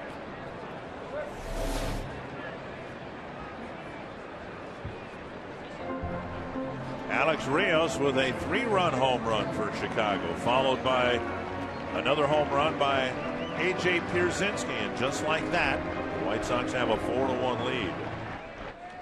2-2 to Revere with 1 gone, and Florimone thankfully okay at second base.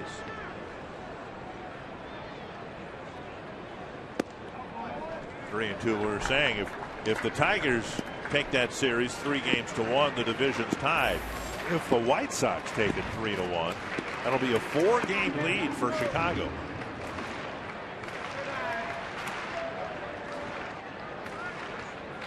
Full count with Casilla on deck. Foul back.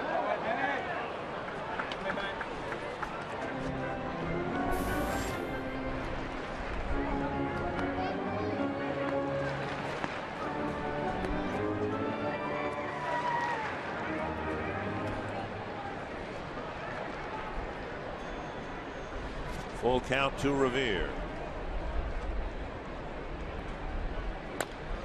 And hanging tough. Single-handedly running up Masterson's pitch count. 8 pitches in this at-bat so far.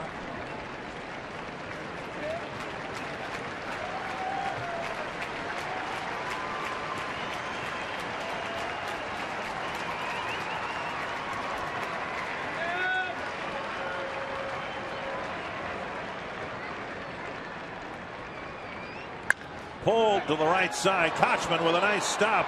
Stumbles. Revere is out at first base. Florimone advances to third from up here. It looked like Revere beat the flip. Yeah, Ron Gardenhire is going to come out and challenge this call right here. And Iasana, the first base umpire. Once Kochman kind of fumbled that ball, you would thought that Ben Revere's speed was going to beat it out. Again, the pitcher's responsibility to get over there.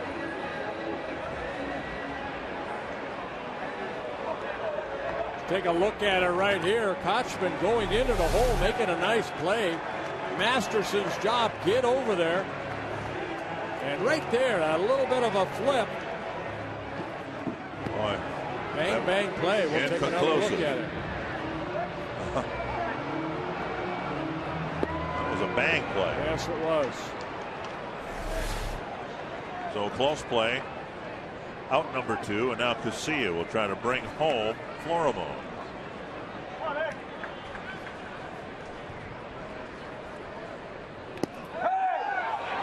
Florimon's going to try to score, and he makes it. Marson tried to backflip it to Masterson, and Florimon streaking in from third base, and it's 5-2. It's the second time in this series we have seen a wild pitch where a runner at third has scored. We do not see that too often here at Target Field because there's hardly any room behind the plate. Florimon got a great jump, and the throw you can see offline, and Florimon scores the second run of the inning. Twins take a 5-2 lead.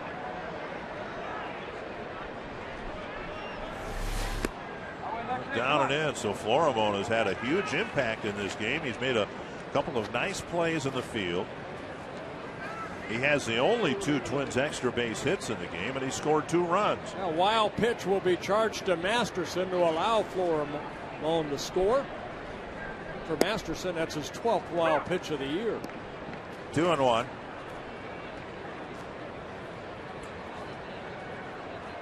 Florimon still feeling the impact of the pickoff throw at second base. See a squaring to bunt. 3-1.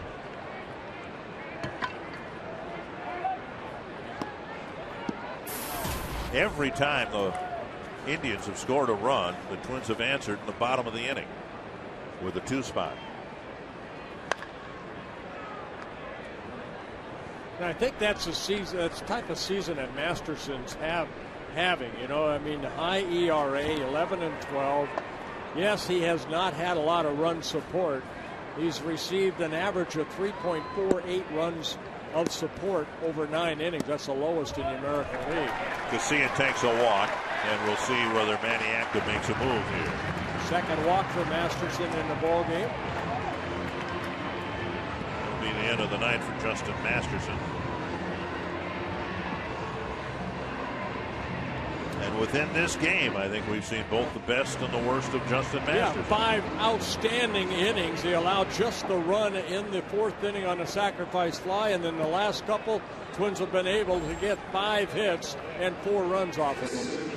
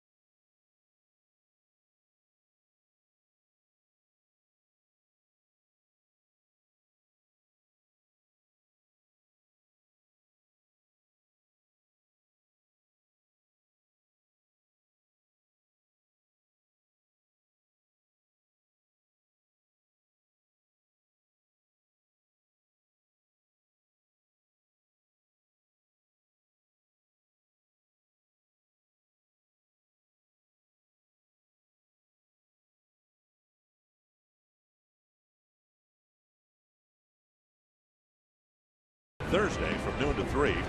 Last year, the fair hosted more than 20 sports-related organizations and over 450 fair participants. Participants will have the chance to network and explore various career opportunities. For registration information and event details, please visit www.twinsbaseball.com/job opportunities or call 800-33-TWINS. Space is limited. Register today. I can wholeheartedly endorse the notion of getting paid to go to baseball games is a pretty neat deal. Well, Scott Bain coming into the ball game. He worked here the other night, making just his second appearance for the Indians since being claimed off waivers by the Cubs on August 29th. Made 21 relief appearances for the Cubs, a 1-1 record. And Casilla chased back to the bag. Bauer with a single and 3 trips.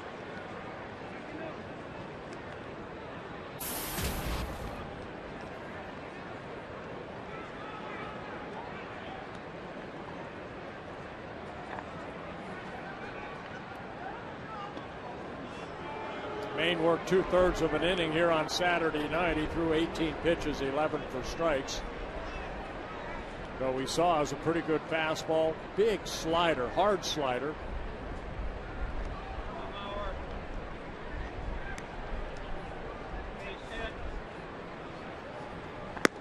Up and in, ball 1.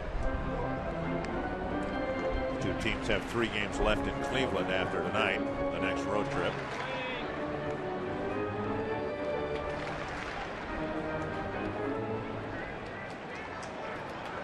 Tyler Robertson still getting loose.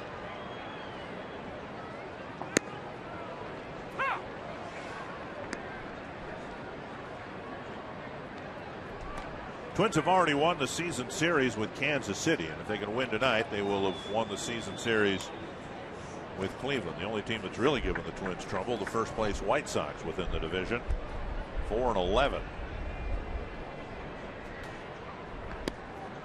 2-1. Main kind of a crossfire type pitcher. 27 years old, out of the University of Miami, signed by the Arizona Diamondbacks. Came up with the Cubs a couple years ago.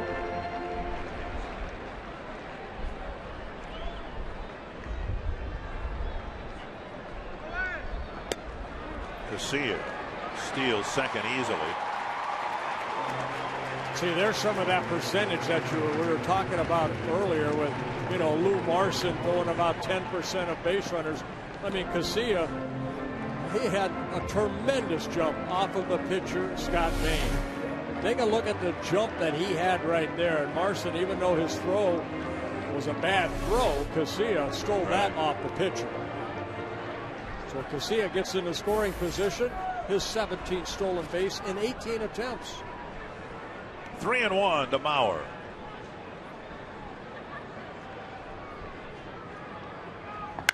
Up the middle, a base hit. Casilla, after the stolen base, will come around to score, and it's 6-2. Well, Mauer continues to hit, picking up his second hit of the ball game, driving in his 76th run. So the stolen base, and then the next pitch, fastball up the middle, and Casilla scores the 3rd run of the inning. Twins take a 6-2 lead. And Duno seeing the lead fatten up after he was told he'll not go out for the 8th inning.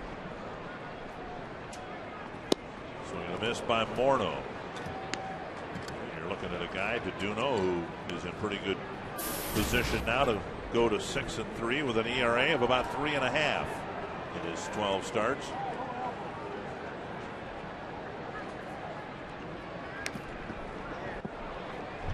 And Twins fans know this as well as anybody. The Twins aren't good enough to discount what Duno has done as they look forward to 2013. Pretty impressive.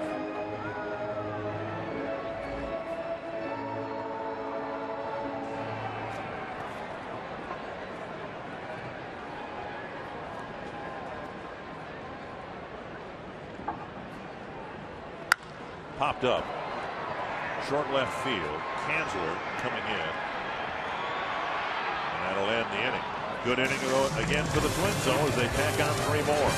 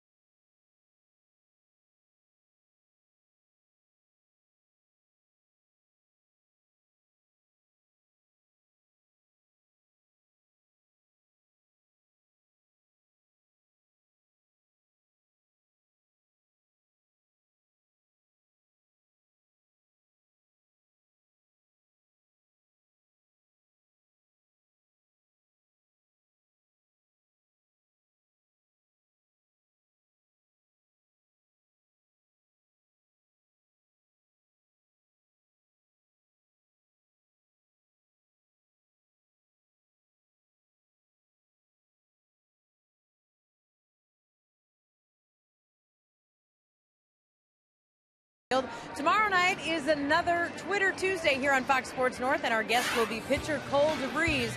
If you have a question for Cole, tweet it with the hashtag #AskATwin. We'll be asking DeVries your questions tomorrow night on another Twitter Tuesday. It's also the start of a 3-game series tomorrow night with Kansas City, and Tom Kelly will be our pregame and postgame analyst. We've had TK in the booth during games, but he'll be part of pregame and postgame for the next 3, which means he'll also be on the field during our post-game instructionals.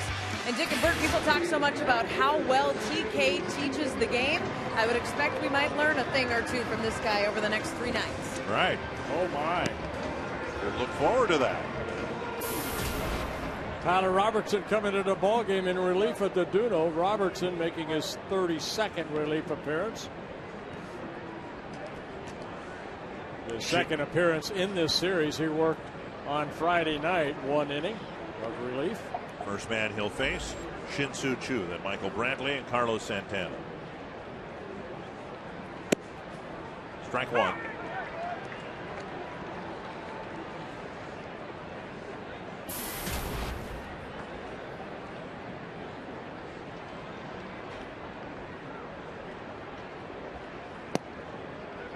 One and one.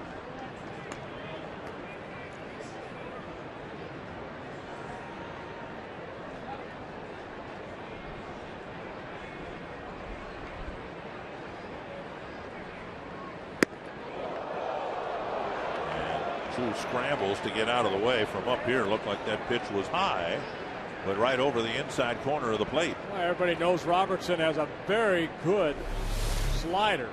So Choo, who stepped in and went back. How low can you go? With a limbo check. 2-1.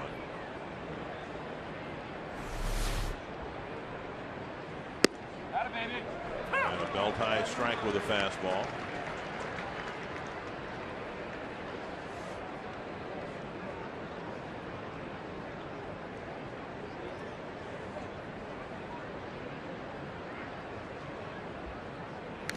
And a slider, tap foul.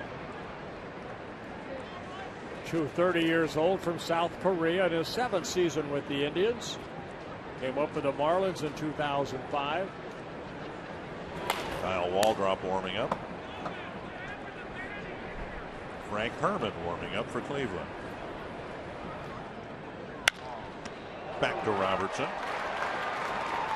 To Morneau, 1 away. This copyrighted telecast presented by the authority of the Minnesota Twins and may not be reproduced or retransmitted in any form.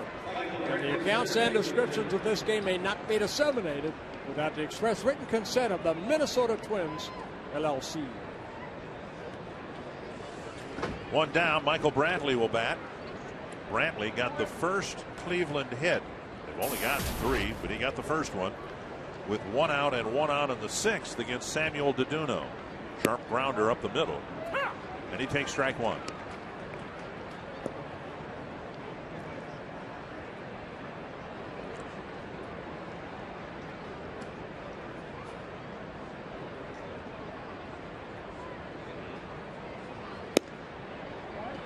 One and one. Brantley with good baseball blood, son of former major leaguer Mickey Brantley, who played for the Seattle Mariners in the late 1980s. From the same hometown as Edgar Martinez, Tim Lincecum, and John Olerud, Bellevue, Washington.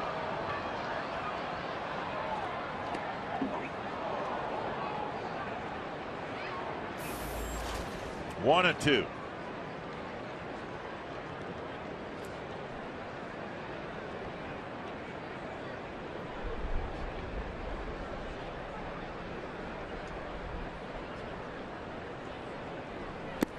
Two and two.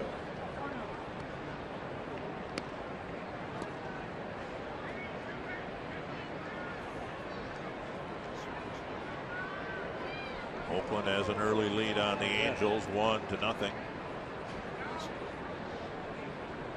Oakland started the day 2.5 games ahead of the surging Angels. Casilla lays out to catch the line drive. Well, we've seen some nice plays here by the Twins. Ben Revere, nice catch earlier in the ball game. Florimone has made a couple nice plays at short. Right there, a little smile at Florimone as he makes a nice catch. Casilla. Ball hit hard. Brantley hitting it sharply, but Casilla. Nice catch. And with the relievers coming in, we'd like to say happy 27th birthday to Anthony Swarzak. Yes. He's out in that bullpen.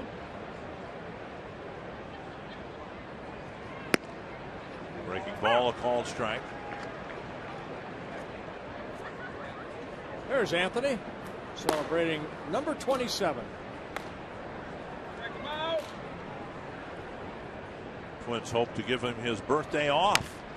Tap to third. Plouffe has a long throw on target.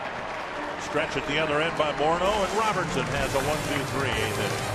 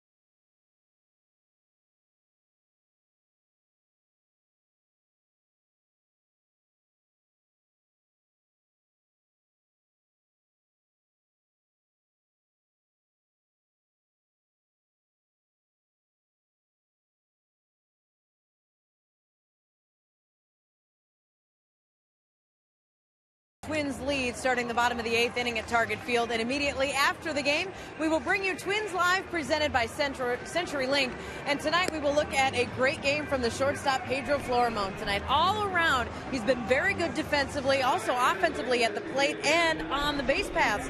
We'll look at our instructional, a 3-6-1 double play. Justin Morneau has started a couple very important double plays tonight for the Twins. And we'll hear from Ron Gardenhire, hopefully after the Twins take 3 of 4 from the Indians. So that's coming up immediately after the game. Dick Kidburn. Well, thank you, Marnie. Twins have a reasonably comfortable lead, 6-2. Well, Frank Herman coming into the ball game to pitch the bottom of the 8th inning. He worked here a couple nights ago, had a 1-2-3 inning, making just his 7th appearance, most of the season down in AAA. Called up a little bit in August, sent back down, and then getting a September call-up. Herman in his 3rd season with the Indians, good sinking fastball, a tight breaking ball, and a changeup. Josh Willingham will lead off the 8th inning for the Twins. He'll be followed by Ryan Doman and Trevor Plouffe.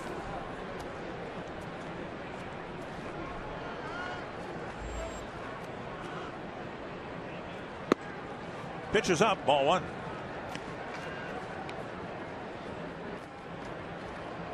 Willingham on the day, a strikeout, ground ball double play, and a walk.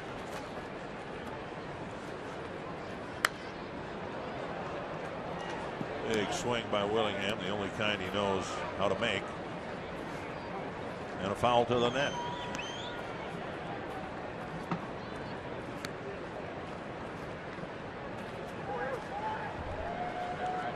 Willingham, 33 home runs in his first year as a Twin. Mentioned it a few times. We'll say it again regularly until perhaps it happens. But in Twins history, the highest home run total for someone not named Harmon Killebrew is Bob Allison's 35 in 1963. So Willingham 2 off of that mark.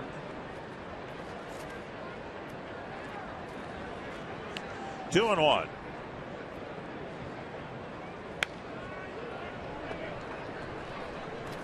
I think one thing he has shown the Twins, especially the organization, that if you're a power hitter, you can hit home runs into that left field area. Willingham with 33 home runs. Trying to catch Bob Allison and passing some very good Twins. Gaetti, Herbeck, and Morneau. To short right center field. And Chu comes in to make the catch, 1 away. And Ryan Doman will come to the plate. Doman with 3 ground balls to the second baseman Phelps.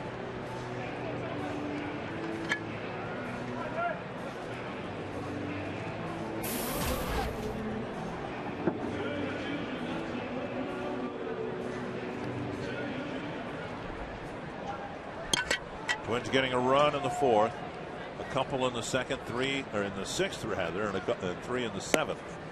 Strike 1 to Doman.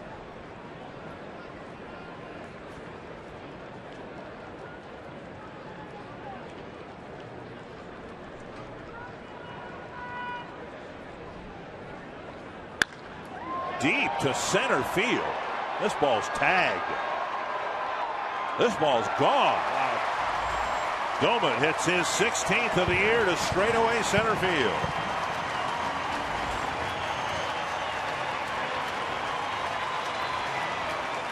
I think you saw the strength of Ryan Doman right there. That looked like a breaking ball, and he supplied most of the strength by hitting that ball straight away center. His 12th home run as a left-handed hitter.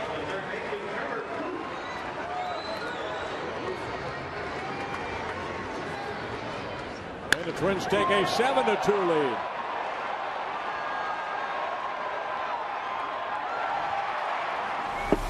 Here's Trevor Plouffe, 0 for 2. Hit by a pitch his first time up. Fouled back.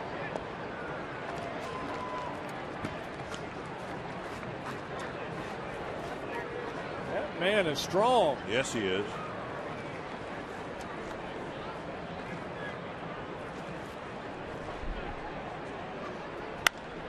On the right field line. And Chu can't make the play. The ball bounces into the seats. It'll be a ground rule double. So Chu had a long run, and Plouffe with a pop fly double down the right field line. That ball looked like it was going to go foul, and then maybe the wind kind of knocked it back. And Chu, you're right. He went a long way for that ball. Just came up a bit short. As he slid on the turf, the dirt, down that right field line, getting the dirt out of his glove. So Plouffe with a double, his 15th double of the year. The Twins get their 10th hit in the ball game. So we've seen Willingham with a career high in home runs, and now Domet a career high in home runs, proving that home runs can be hit in this ballpark. Here's Matt Carson.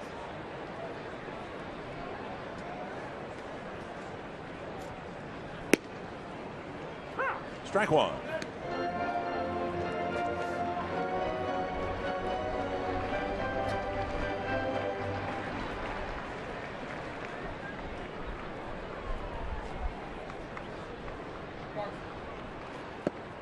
And a ball, 1-1.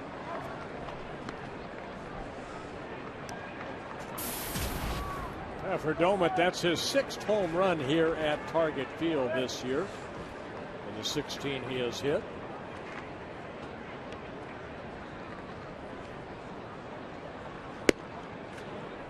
Two and one.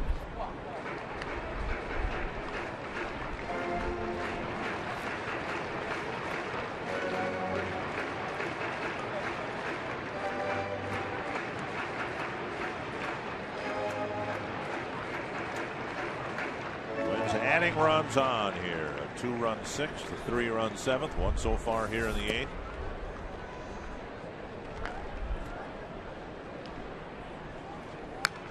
Carson fouls it to the net. Oh, good swing right there. Fouled it straight back. Herman, 26 years old, signed by the Indians in 2005. A non-drafted free agent. Attended Harvard.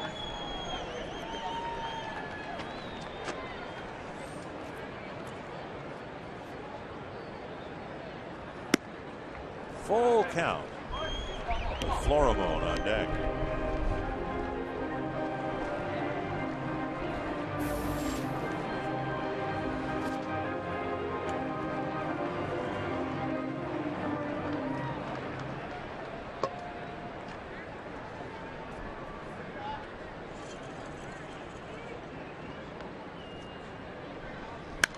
Fouled back.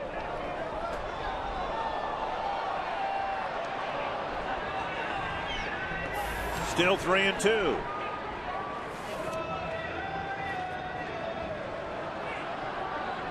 Would love to obviously win this series, but win the next 2 series. Fans here deserve a nice 7-3 homestand. Chopped to the left side. Fielded by Chisholm. And Carson retired for the 2nd out.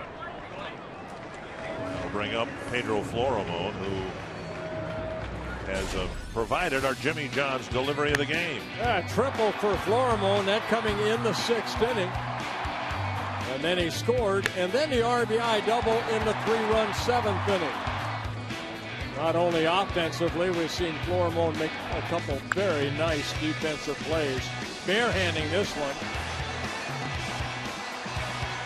And Doduno saying, thank you very much, great play.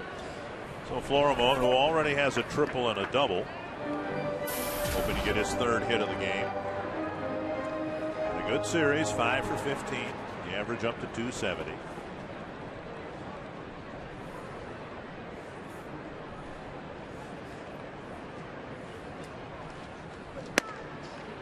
Up high, 2-0.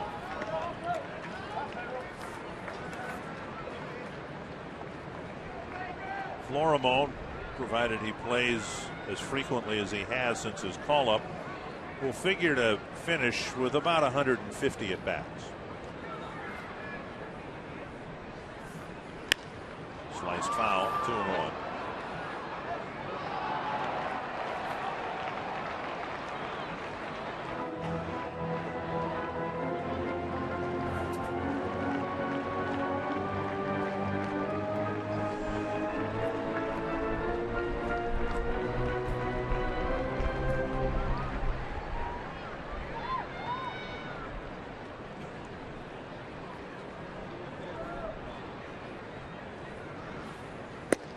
2-2.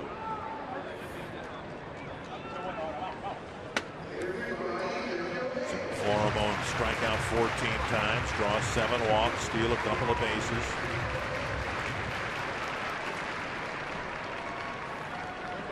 He's bunted successfully once in a sacrifice situation.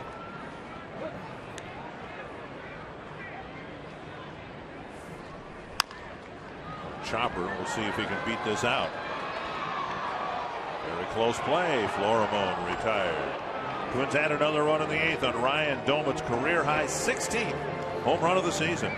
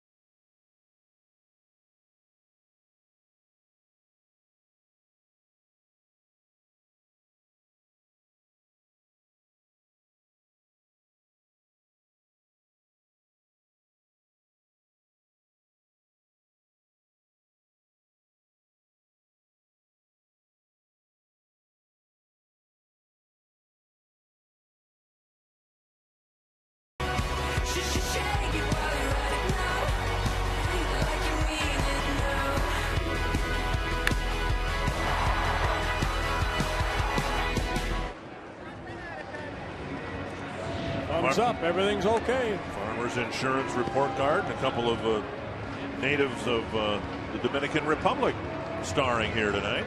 Samuel Duduno looking for win number 6 on the year. 7 very good innings. Had a no-hitter after 5 1/3 innings. Good timely hitting. Kyle Waldrop coming into the ball game, making his 11th relief appearance, his 2nd stint with the Twins this year. He worked on Friday night, last inning and 2/3. Pitched very well in that ball game. Strike 1 to Kanzler.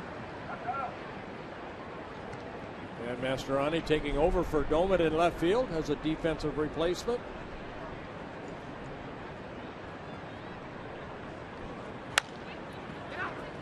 Morneau juggles it, finds Waldrop, 1 away.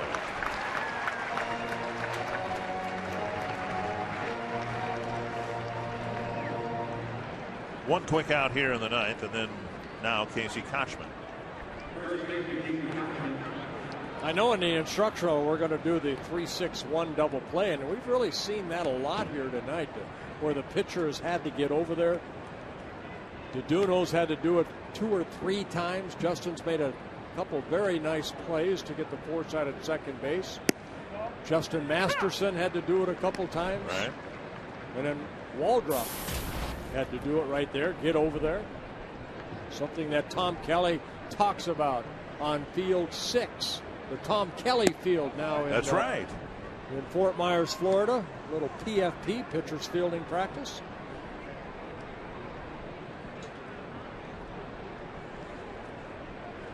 One and 1 to Kochman. 2 and 1.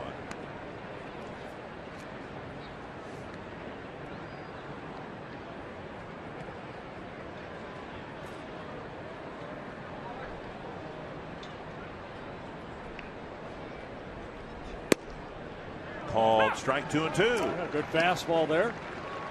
Kyle, 26 years old, #1 pick by the Twins in 2004. Out of Knoxville, Tennessee.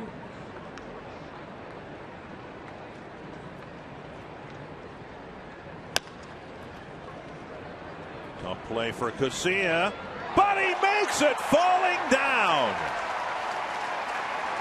What a play by Alexi Casilla.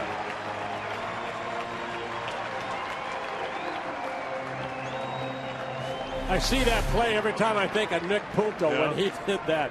Watch this right here. Kind of tripped a little bit, but then able to still kind of flip that ball over to Morneau. And left the earth to do that. What a great defensive play. So 2 down, and the middle infielders have had some great plays here tonight. Strike 1.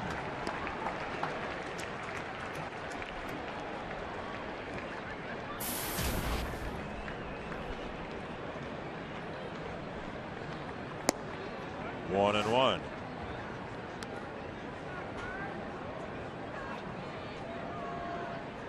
Chisenhall with a home run, his 4th of the year and his first since June. Just activated off the disabled list. Back to the mound. Waldrop has an easy play, and the Twins take this series 3-1 from the Indians. And now the Indians and Twins are tied for 4th place in the American League. That sounds good, doesn't it? 4th place. Sounds better than 5th. Yes. And so the Twins, after losing the opening game, end up taking the series. Anthony LaPanta 3-1. And it's just their 2nd series win at home since the All-Star break, both coming against Cleveland. We'll break down this series. We'll look at an all-around solid night for Pedro Florimon and hear from Gardy next on Twins Live.